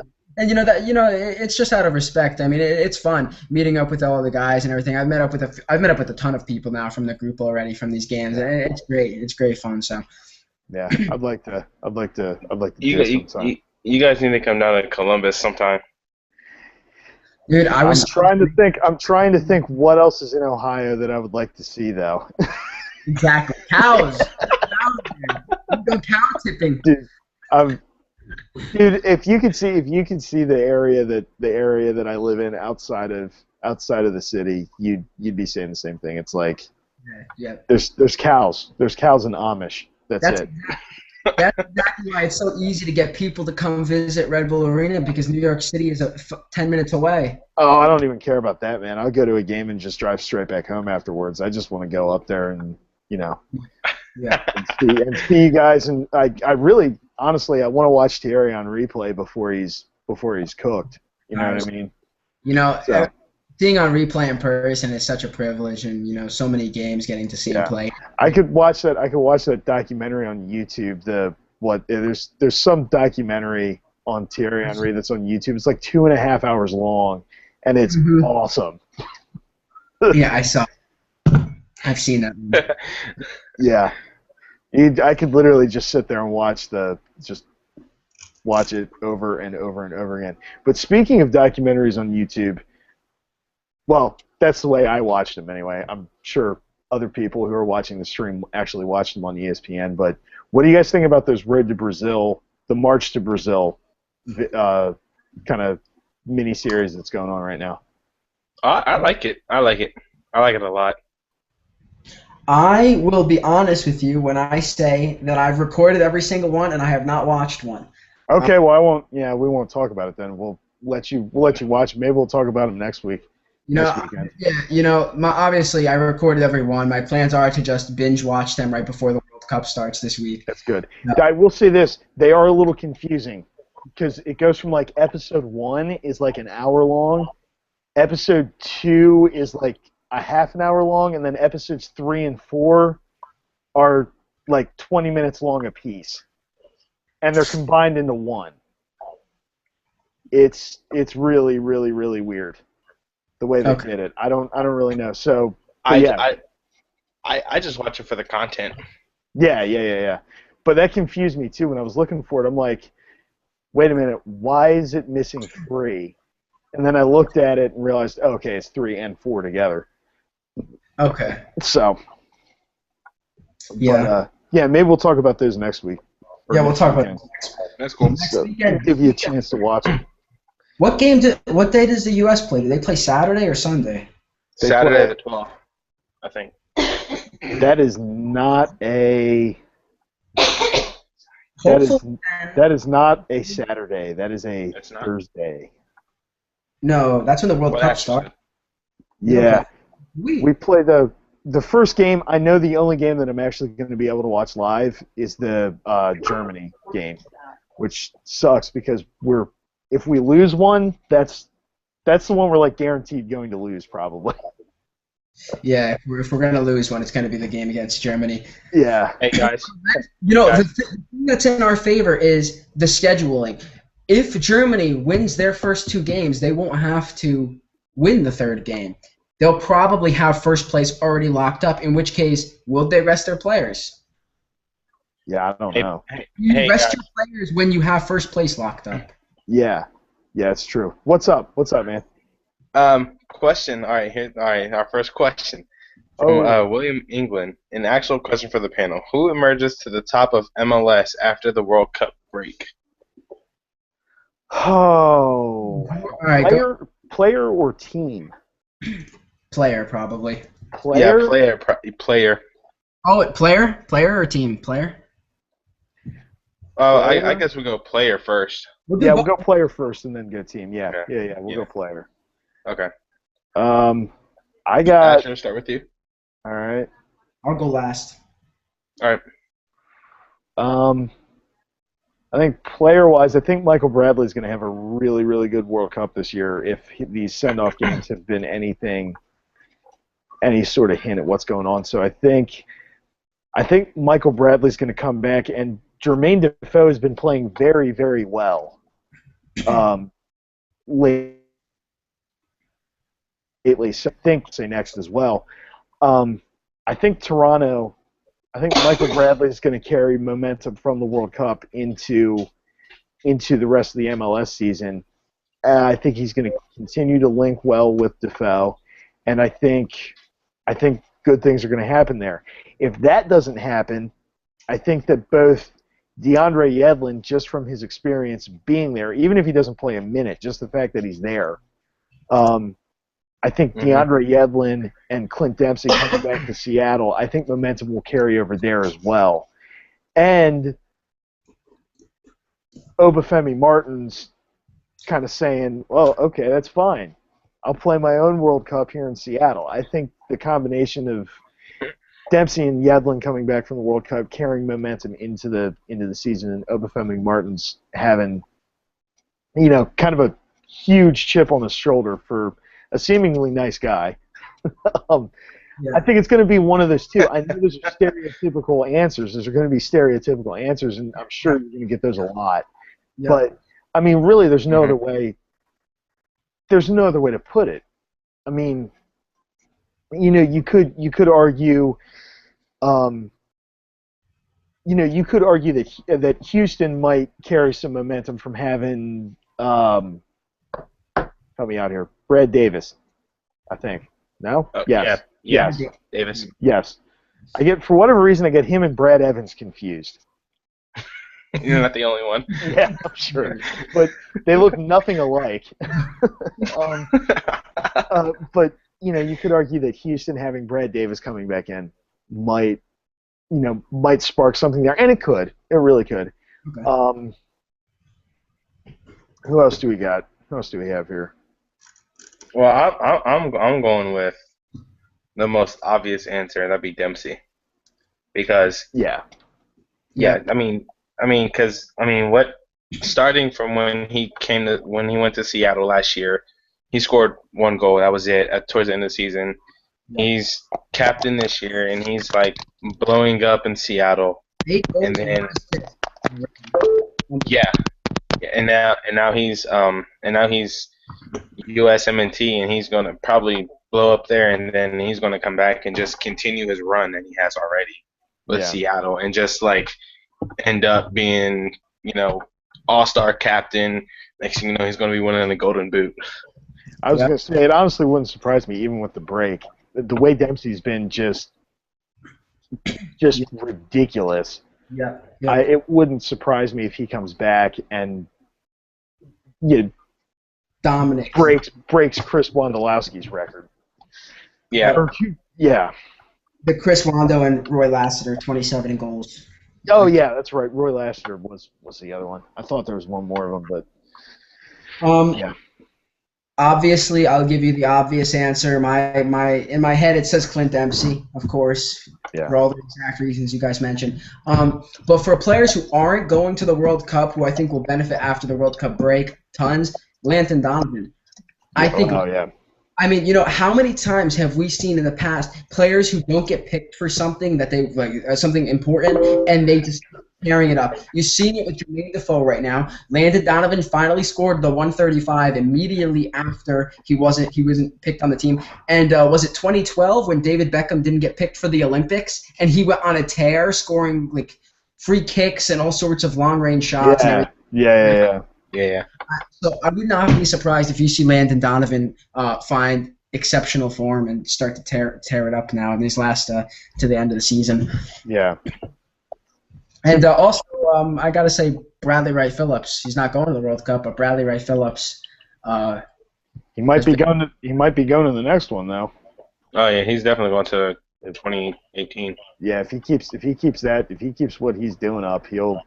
Yeah, he's been a monster. The MLS won't. I mean, England is not going to be able to ignore their players that are playing over here in 4 years.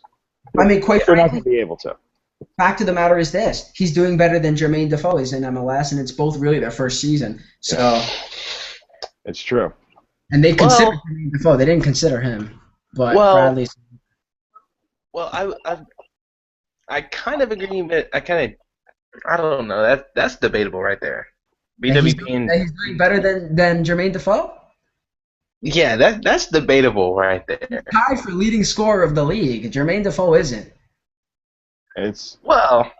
Yeah, you do got a point there. I just think because it might be hard to admit that he's doing better than Jermaine Defoe because of Jermaine Defoe's name, but in all actuality, he's doing better than Jermaine Defoe. I mean, look at it this way, man. A striker's goal is to score goals. That is that's it. There's nothing else. There's nothing else she's supposed to be doing. Nope. So, by that standard, I'm not ripping on Jermaine Defoe. I love the guy. I like watching him play a lot.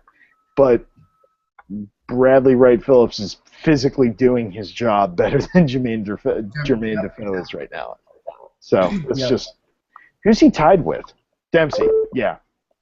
No, I thought it was Dwyer. It is Dwyer. It's all three. That's right. Because Dom Dwyer had the original, and then when Bradley, I can't remember who he scored against. That's right. It was in the same day. It went back and forth between the two of them. They've been trading off for a while now. Yeah. You know what really sucks? I think Dom Dwyer's English, isn't he? Yes, he is. Dom Dwyer's British. Yeah. He's not. He can't play for the U.S. Can he play for the U.S. team? He might be able to. If he, I don't if think he's he, cap-tied. if he's not cap, I know he's not cap tied because I got real So we can have him. well, No, I I don't think so. I don't think we can. I think he needs to live here a certain number of years. I don't know if he's a citizen. If he's a citizen, we can get him. I don't think he's a citizen. I think he's still. Shit. I think he's still British. Yeah, you know That was right. he plays such a remarkably un-British style that I never would have guessed that he was English. I mean, he plays like an American. That dude is nuts. I like the Wire a lot.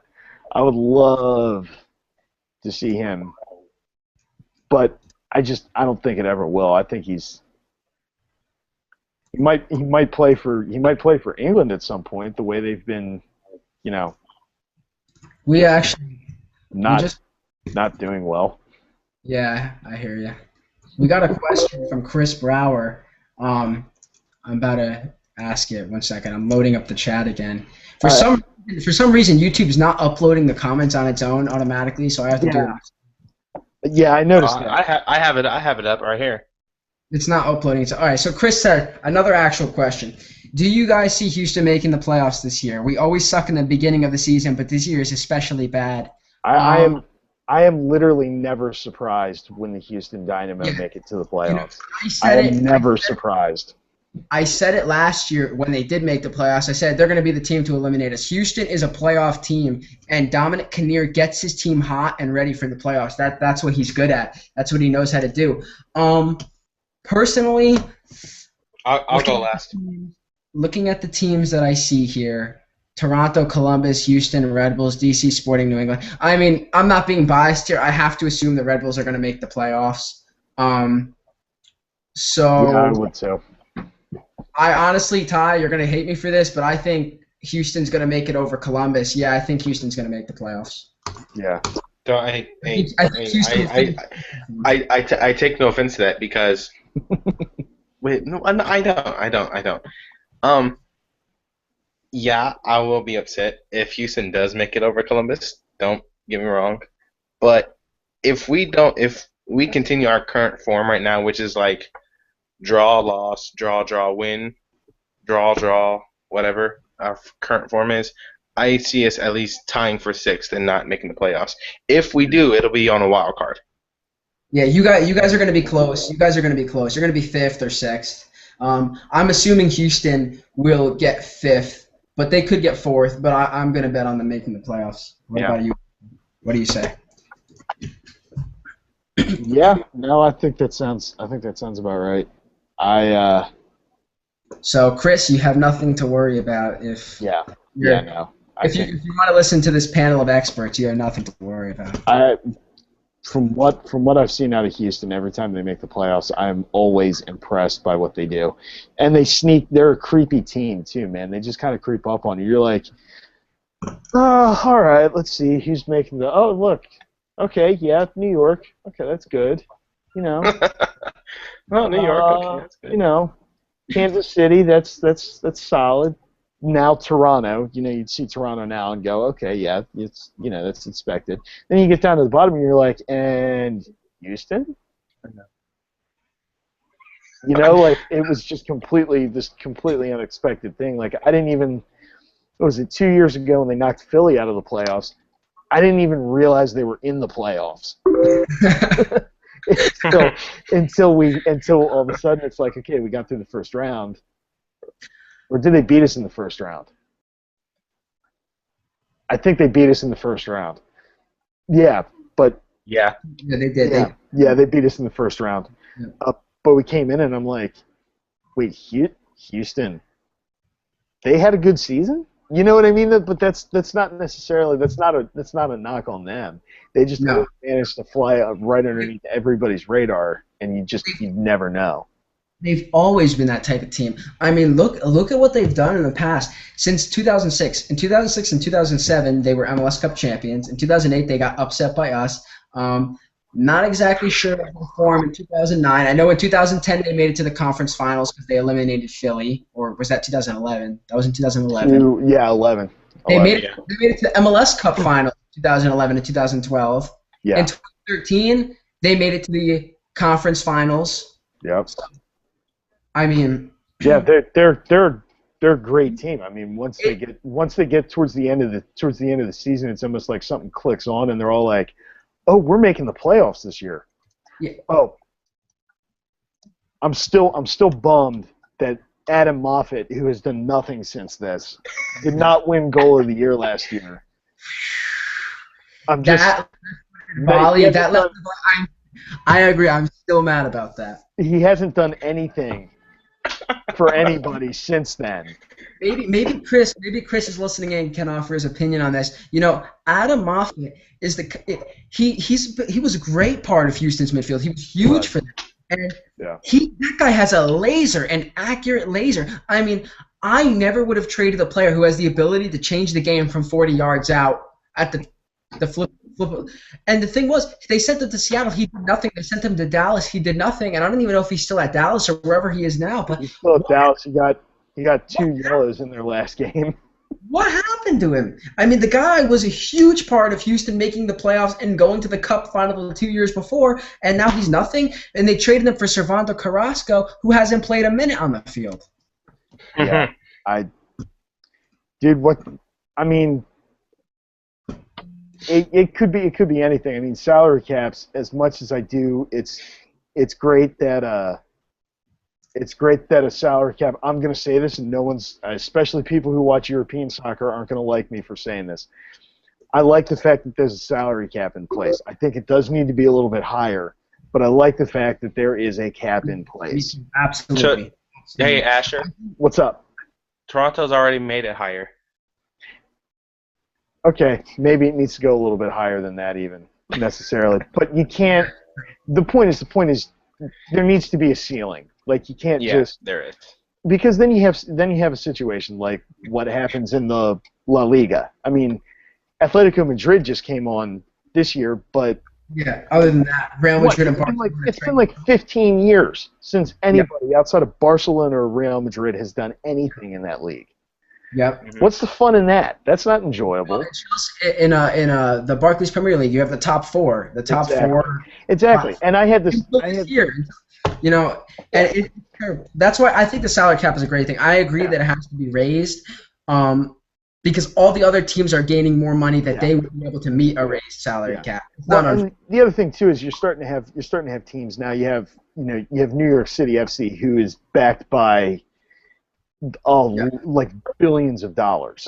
Yeah. So you have, whenever David Beckham's project takes off down there, that's going to be backed by probably not billions, but hundreds of millions of dollars. Mm-hmm.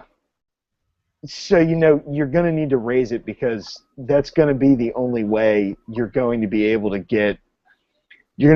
keep good talent, because eventually, the whole, I'm getting my start, that's going to wear off. They're going to eventually ask for a paycheck. Yeah. And not in the EJ sense where he makes a big deal out of it or whatever. Mm-hmm. You know what I mean? They're just going to literally say, "Look, you pay me or I walk."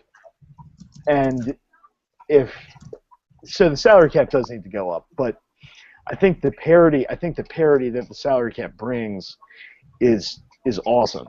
I love it. I love turning on games and watching two teams, slug it out for 90 minutes, and the final score, it'll be a 1-goal game. Yeah. To win by 2 goals in the MLS, you need to have like a seriously on night. Like you need to be playing at a different level than you normally do to win by 2 goals in the MLS. It's great. Yeah, the parity in MLS is amazing, and there wasn't a better finish to a season than there was last year. Oh my gosh, It was the greatest thing, and so And it's all attributed to the salary cap that caused that stuff. Absolutely. The thing with MLS is that your team can suck, but on any given day, your team has if they even up their game by 10% more than their opponent, and their opponent drops 10%, you can win. You'll win. Exactly. And that's why there's such a stark contrast between home and away wins and losses in MLS compared to in other leagues. I mean. Yeah.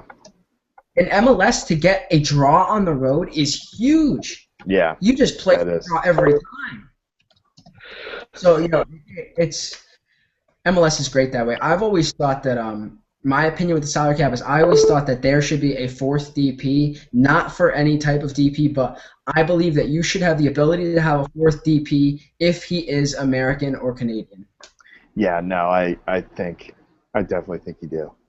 You should. I think that would be great because it would help you to keep one talent of our own for a lot of money, other than using retention funds and whatever else they use to keep Graham Zusi and Omar Gonzalez that the league doesn't explain properly and nobody has. Mm-hmm. All right, so I pose a question to you guys. This is just me in general. What's it going? The re-entry draft for coming up. Yes. Who's the 11 you keep? The 11 that we keep. I'm gonna answer this, and then I gotta go because it's getting a little late. So I'm gonna answer this, and then I gotta run. The 11 that I keep. And all homegrowns are safe. Okay, homegrowns are fine then. I keep. Up front, I keep Casey. Okay, let me start with the basic ones. I keep Casey, Latu, Nogueira, Maidana. What is that? 4. Akugo, Gaddis, Williams. Yes. I would keep Shannon Williams. He frustrates me a lot, but he's good. Especially, I actually like him at center back a lot. Fabinho, Fred. Ooh. Are any of the players you mentioned designated players? Maidana and Nogueira both are, yeah. You don't have to protect them. They can't be drafted. They can't be taken. Okay, so now I'm back to what am I at? 7? Yeah, I'm at 7. I save both McMath and Blake because you need 2 goalies. You know. So that's Sorry. not. Yeah, so I'm saving McMath and Blake, so I'm up to 9. Saved your whole team. With Philadelphia, there's not much after. Danny Cruz, he's been playing well enough for me wanting him to stick around. And maybe Andrew Wenger. Maybe. Okay. I like some of the things he's been doing. He's just gotta finish. He's gotta finish, man. I mean, he's big, he's strong, he can hold off defenders without a problem. He plays well with his back to goal. He needs to finish. Yep. That's just, he's done everything. He's done like 95% of everything right. His work rate is 500% what Jack McInerney's was. Yeah. His finishing is like negative 600%. What Jack McInerney. Of what Jack McInerney's was. So. And just to quote you from before, a striker's main job is to score goals. Exactly. So he's not doing his job. Yeah. He's not doing his job. No. I mean, you could do 95% right, but if that 5% is not scoring goals, then what is it? What are you doing? Yeah. All right, boys. I gotta head. All right, man.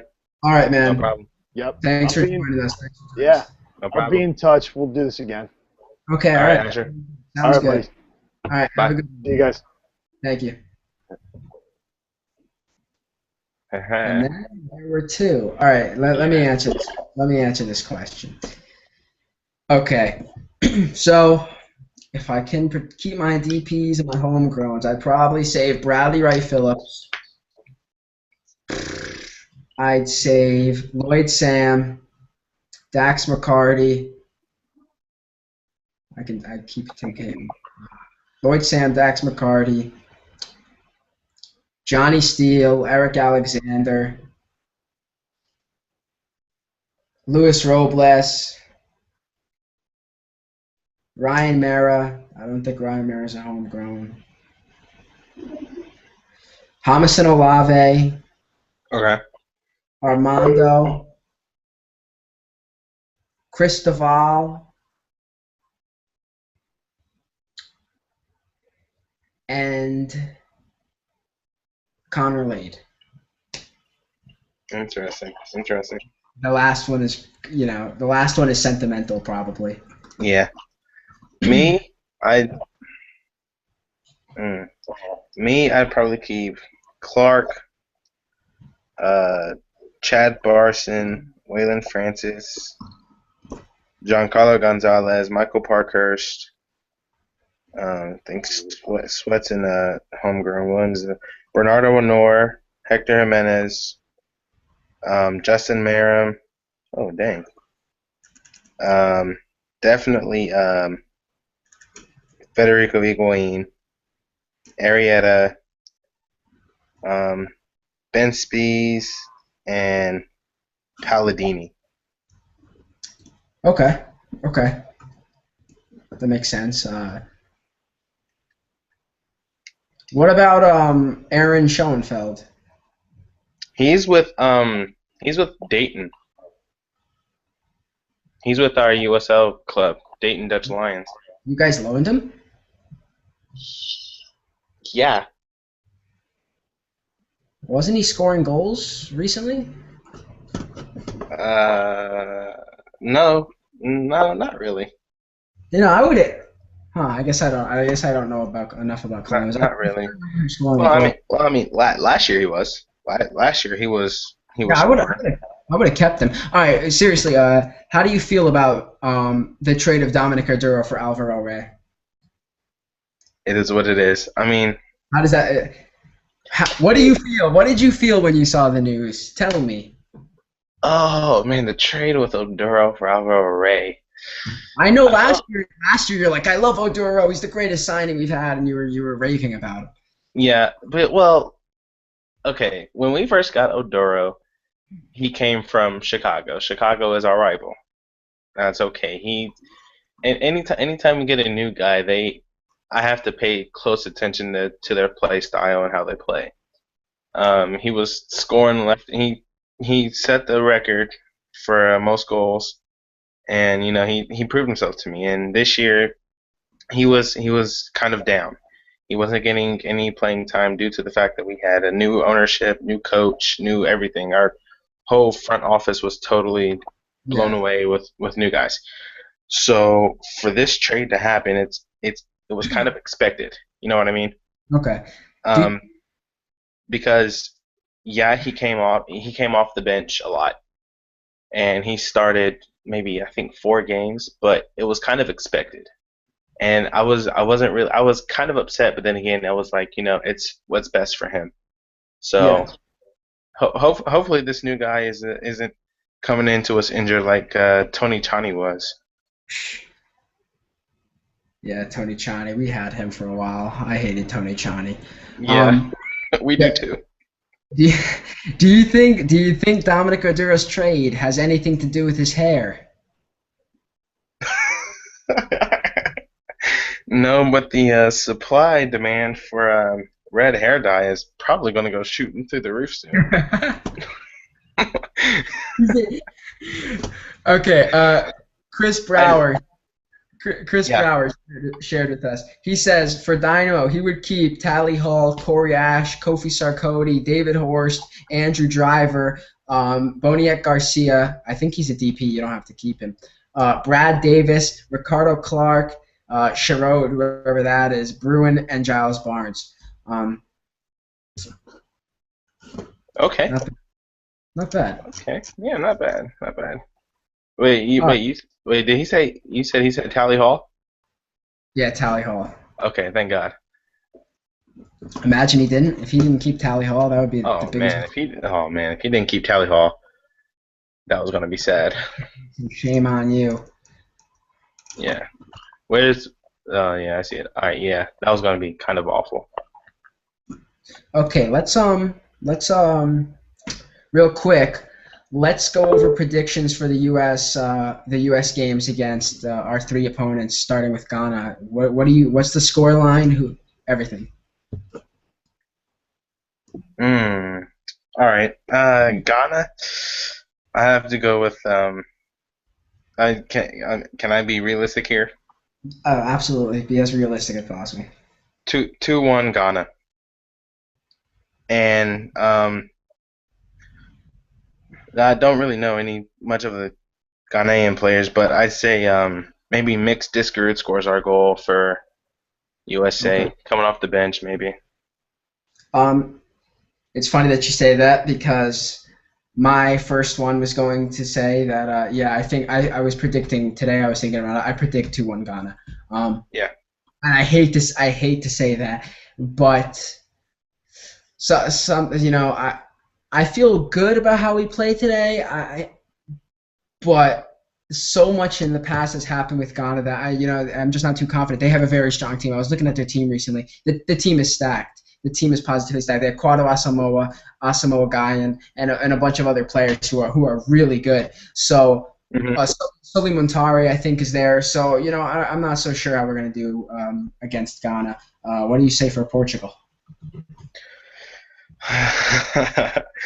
um, assuming I've heard multiple reports about Ronaldo not playing, possibly depending on his knee. You know, But is it bad to say that I hope he doesn't play? no, not really. Because because the thing is me saying I hope he doesn't play is hoping for him To theoretically stay to have injured. an injury. I Yeah. don't want him to miss the World Cup and miss playing. It's his dream or whatever. I don't want him I just don't want him to play against us. Oh yeah, because he will blow up. He could be a huge difference. He's a huge difference maker. I mean, I don't trust any of our outside backs defending against Cristiano Ronaldo. So what's the scoreline? What do you say? All right, assuming Ronaldo does play, um, 3-2 Portugal.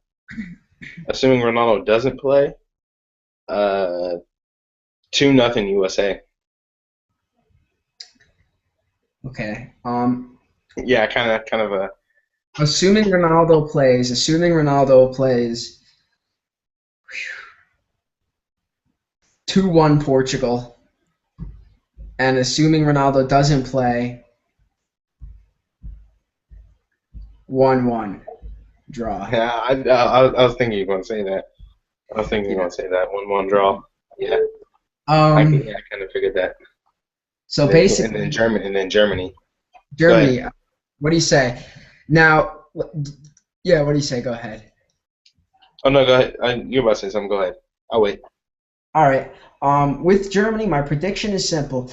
Uh, if Germany wins their first two games and locks up first place, not locks up qualification, but locks up first place, I'm assuming they're going to rest some of their players, and I'm hoping they're going to rest some of their players.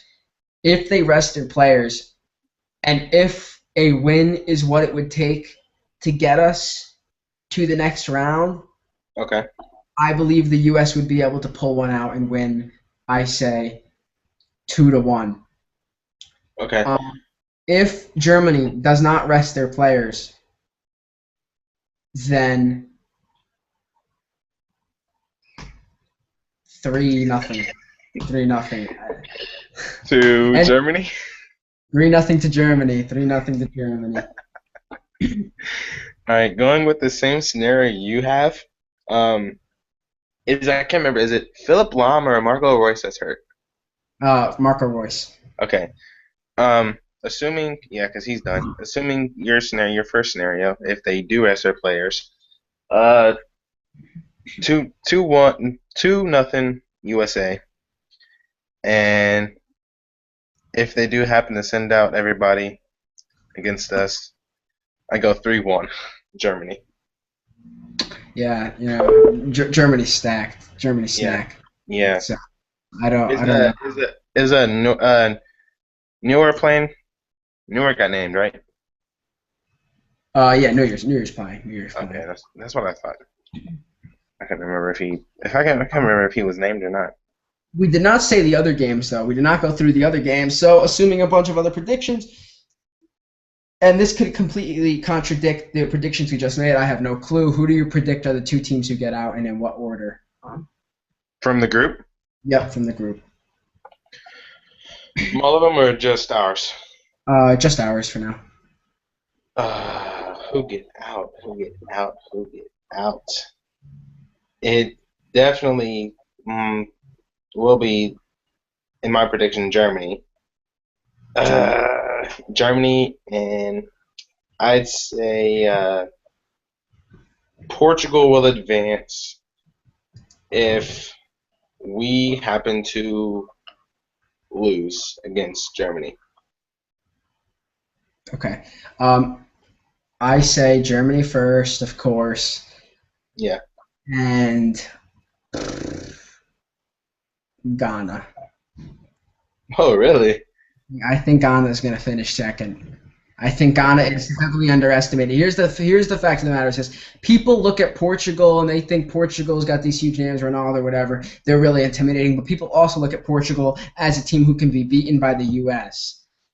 And Portugal's a team who can be beaten by the U.S. We can beat them. We may even be better than them as a unit altogether. But I look at Ghana as a better team than the U.S. So if Ghana's a better team than the U.S. and the U.S. is maybe better than Portugal, then that means Ghana's better than them both. So Okay, my key to that, in order for us to beat Portugal, we have to be able to play the ball correctly. Because if one bad mistake can ruin it all, yeah, we have to be able to play the ball correctly. be simple. We have to be simple. Yeah, We can't yeah. be. I mean, I saw it today. They did it today. They did it in the game that the game I went to against Turkey. Every now and then, you see guys like Dempsey and stuff do these little flicks and things, and they don't go to the person they're supposed to go to, and we give up possession. Against a team like Portugal, against a team like Germany, and even against a team like Ghana, we cannot give up possession of the ball in crucial places, especially in the final third, because those chances can be some of our only chances in a game. You have no clue. So we have to be simple. I say we have to play boring per se, just like they did today. Not the most entertaining of games.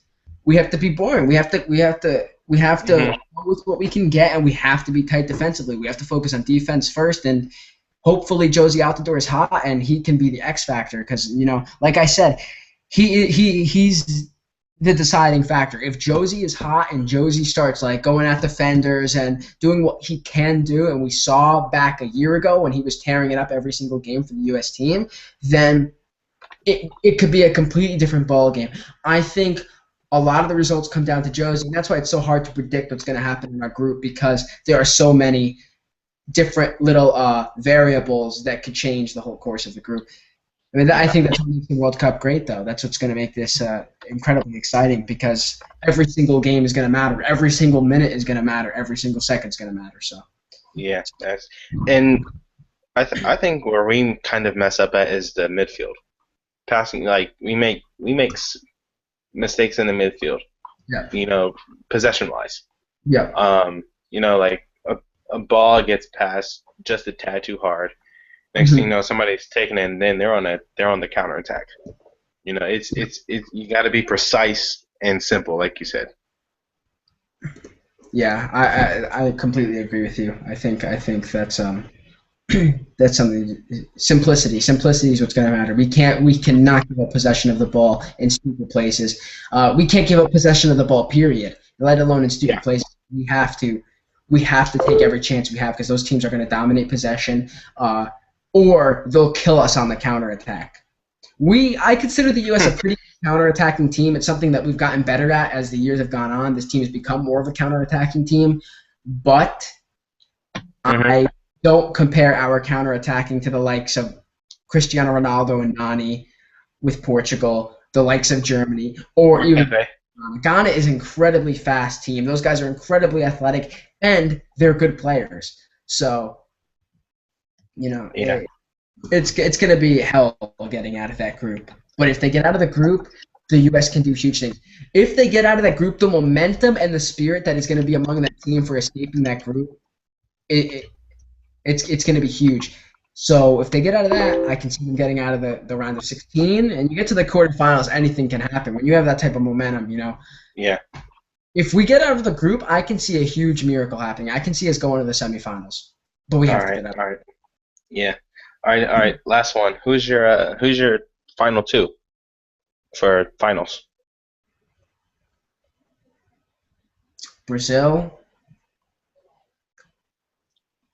And you see here, the problem is I don't know exactly how the teams can come through the group, so I don't know exactly who's allowed to play Brazil in the final, if it would even be possible.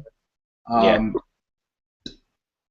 But I know a lot of people are saying Argentina. I don't agree with that. I could see Germany.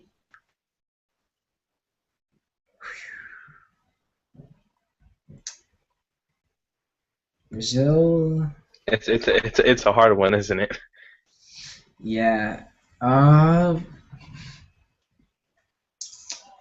Damn.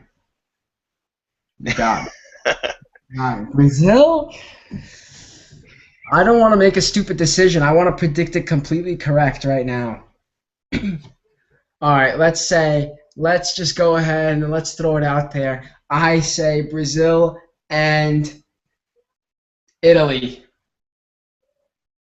I don't even believe myself. I can't say that with a straight face.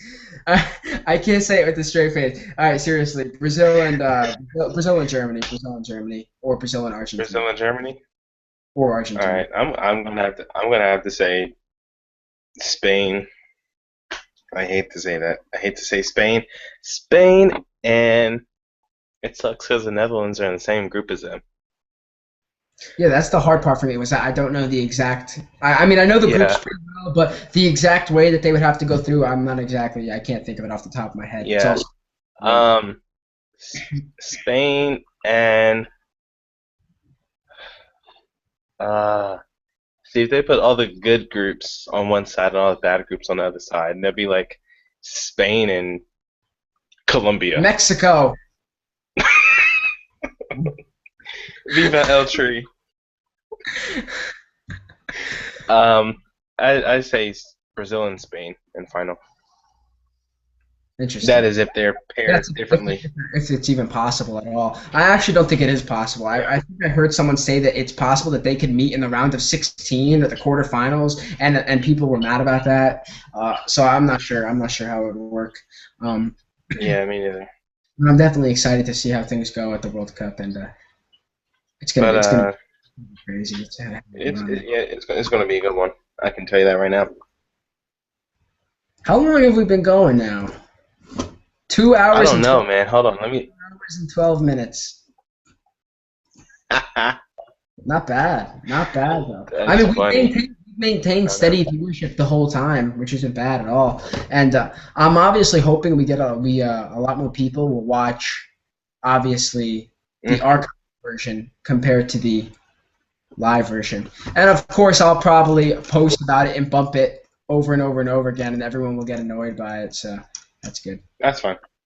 Chris Brown said he could see Belgium reaching the final. I don't agree. Belgium?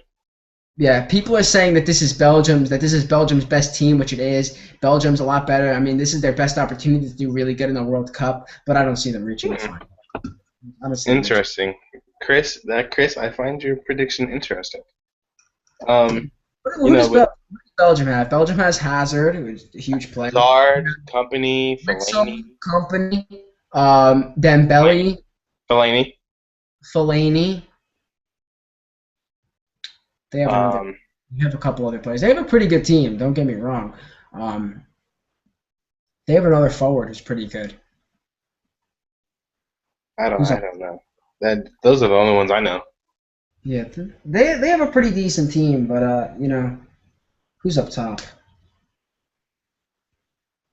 I can't think of it. I know. But that's not a bad team. There's Hazard. Hazard, yeah. He's forward, more of a winger, left Yeah. side, He could left play. or right. I can't remember. Yeah, it'd be interesting to see. That's just imagine us playing Algeria again. Algeria. That moment should have never happened if they didn't rob us in the second game of that against Slovenia. We should have never had to have done that. Yeah, But it is I what think it I is. think that. Yeah, it is. It's done. What else? What else do we have? I- Any other topics that we didn't cover that we would want to cover now since we might as well have gone all this way? Yeah. No. Looks like we covered everything. I don't know. I mean, is there anything else you want to add on? Any others people want to ask? Any others before we? Any other questions? Any other questions? Oh wait, we do have a question here. We can answer this. I'm not sure how. I'm not sure how I would answer this question. What's up? Assuming Chris Brower, who's been killing it tonight with the questions, 2022 gets moved to the U.S., what venues would you use? I would use New York, New England, Houston, Dallas, Rose Bowl, Seattle, Chicago, Miami, Atlanta, San Francisco, KC, Washington, D.C. I have no clue, man. What venues would I use? I'd use MetLife. I'd use MetLife Stadium. I'd use Sun Life Stadium. I'd use the Rose Bowl. Gillette Stadium. I mean, come on. You just choose the football stadiums. It's all football stadiums. That's all you got to do. Yeah. I don't know. I don't know what the hell I would choose. Well, New York- here. I don't even know what happens. Houston, Dallas, Seattle, Miami, Atlanta, San Francisco, Washington, D. What? Just choose the 12 major cities. Here, I see when before Qatar, or however you want to pronounce that, was given the World Cup. I'm sitting here talking to my family, and I'm sitting there talking to my mom, and I'm like, if U.S. decides to get the World Cup, where would you have it? Because most of the teams are located on the East Coast, so you would assume have it all on the East Coast. But then people on the West Coast would complain like, oh, we'd have to fly thousands of miles just to watch our national team play. Yeah. Yeah, but if I had to choose. If I had to choose 12, I choose New England. Oh man, this is hard. Seattle, New Jersey, Portland. A little bit of biasness in here. I'd say Columbus. Yeah, go ahead. Do you mean Providence Park in Portland? Yeah. That stadium only has like 18,000 people. They would never do it. It can never happen. Anything can happen, man. That's why I said the question. That's why I said the question kills me, because you just choose the biggest football stadiums in the biggest cities, and there you have it. There's a football stadium. Hold on. I gotta read the question. Where is it on the YouTube thing? He sent me it privately in private. Dang. Because basically, here's what he said. He said New York, New England, Houston, Dallas, Rose Bowl, Seattle, Chicago, Miami, Atlanta, San Francisco, KC, Washington, D.C. It sounds good to me. Atlanta, yeah, they're getting their stadium built. Where? The Falcon Stadium, the new Falcon Stadium. Yeah. That's what I was thinking. And he said, where else?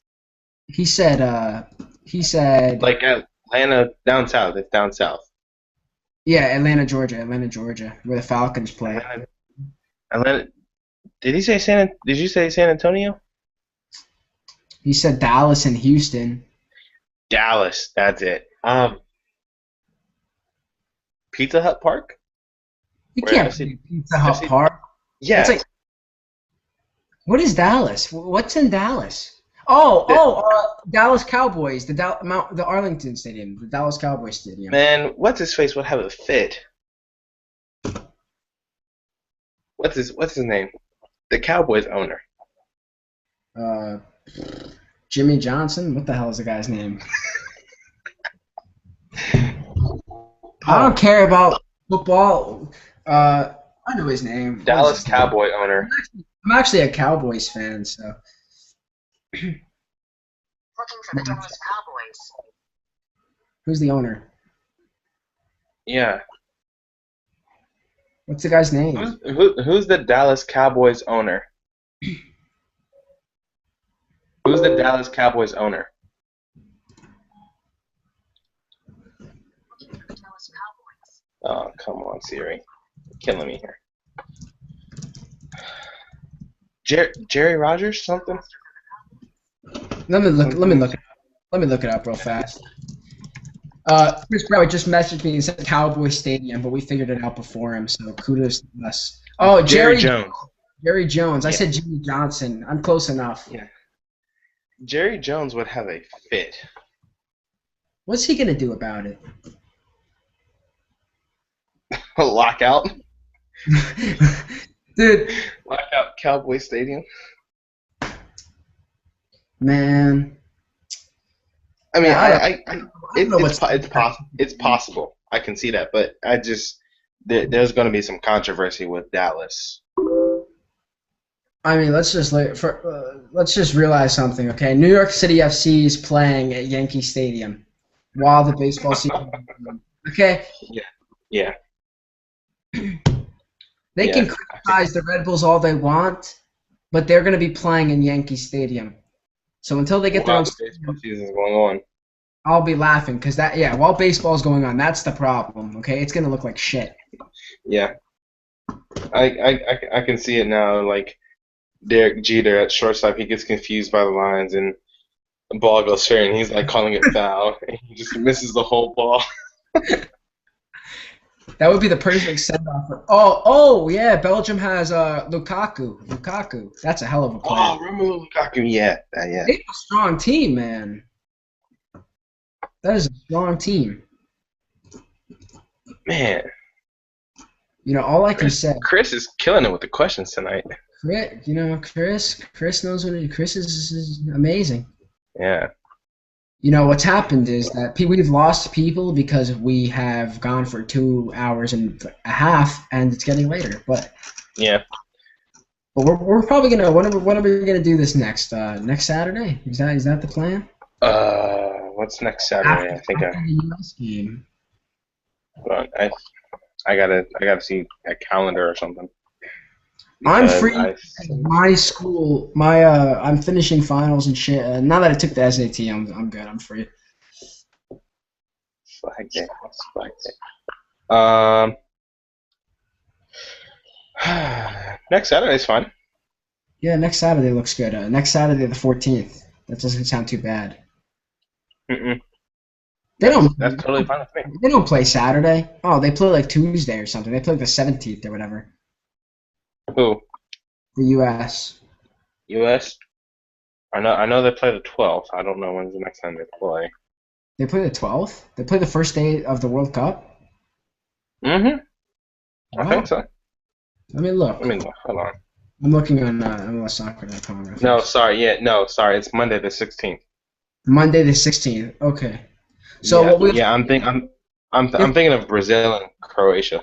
if we do it Saturday the 14th, okay, let's just say we do it on the 14th, we will have to talk about Brazil and Croatia, Mexico and Cameroon, Spain and the Netherlands, CHI in Australia. Who's CHI? Chile. Chile and Australia, Greece and Colombia, Uruguay and Costa Rica, England and Italy. So if England and Italy it goes from 6 to 8. So we could start at 8 o'clock right after England and Italy, which would be a huge game to talk about. And yeah. we can forego watching Japan and the Ivory. Coast. Yeah, That's fine with me. that's perfect timing that we could do that. And Yeah. Chris Brower says one last question. I assume it's for the both of us. Are we ever gonna make it down to BPVA for a Houston? Oh, actually, this is towards me. Am I ever gonna make it down to BPVA to watch a Houston and New York Red Bull game? The answer is without a doubt yes. I will make it to every MLS stadium in the near future. Within a few years' time, I'll have travel to Prince George. See a lot of things. Hey, Chris. Patrick will kidnap me in his luggage, and I'll make it down too. We can all hang out afterwards. He didn't invite you. He didn't invite you. You weren't invited. Whatever. Come on, man. You're missing out on the. You let me miss out on the fun. Man, just like Amanda didn't want to hear my voice. He doesn't want you at BPVA Compass Stadium. Damn. Oh man, that's funny. This was good though. This was a good podcast. Is this even called a podcast? What do you consider this? A vidcast? Podcast? We'll just call it soccer talk for 2.5 hours. See what I named it, dude? I took the most bland name I could find. I did MLS Discussion Group Talk, Episode 1. I originally had a whole description for it and everything, but I got so pissed off with Google and redoing it, I stopped typing the description. Yeah, that's fine. All right, man. So what is it? So that's fun. 11:50. How long? Yeah. Almost 2.5 hours. So hopefully everyone who watched tonight enjoyed it. Everyone got their questions in. We'll plan to be doing it next Saturday after England and Italy. That is 8 p.m. Eastern time. Probably we'll be good with that. That'll probably work out perfectly.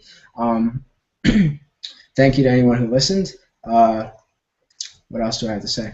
Thank you to anyone who does listen on the archived version, because we'll be posting it and we'll probably shove it in your faces bumped tomorrow in the next so, hopefully you give it a listen, even if you listen to just some of it, and maybe I will go through later tomorrow because I'm not staying up tonight to do it. Maybe I'll go through tomorrow morning and I'll list topics of each minute of the video, each 20 minutes of the video on what we're talking about in each topic, so you can listen to it. But awesome. Any last words? Any last words? The will to win is important, but the will to prepare is vital. You were waiting all night to say that, weren't you? You had that prepared. I got a message from Cody Lucas, back from work, and America. Awesome. Yeah. Awesome for you. Yeah. I asked him if because he said he was gonna miss it. I put a stale face. Him and Kyle Nagy. They said they were both going to miss it. I was like, come on. He's like, you want to go to work for me? I said, no, that's fine. Yeah, we're good. We could just do this. This is good for me. Yeah. Chris Brower says, awesome podcast, guys. We got a couple other people who, before they left comments. I'll just read those real fast so that we can massage our egos. They say, good night, panel. This is a great discussion about MLS. Definitely glad this is happening every week. Adios. Thank you.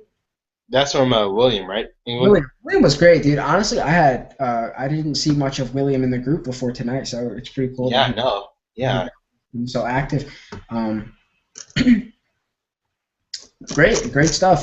Definitely thank you for everyone who listens. Thank you for everyone who listens in the future. And from Tyler, peace out, right, man? Peace out, man. Peace out.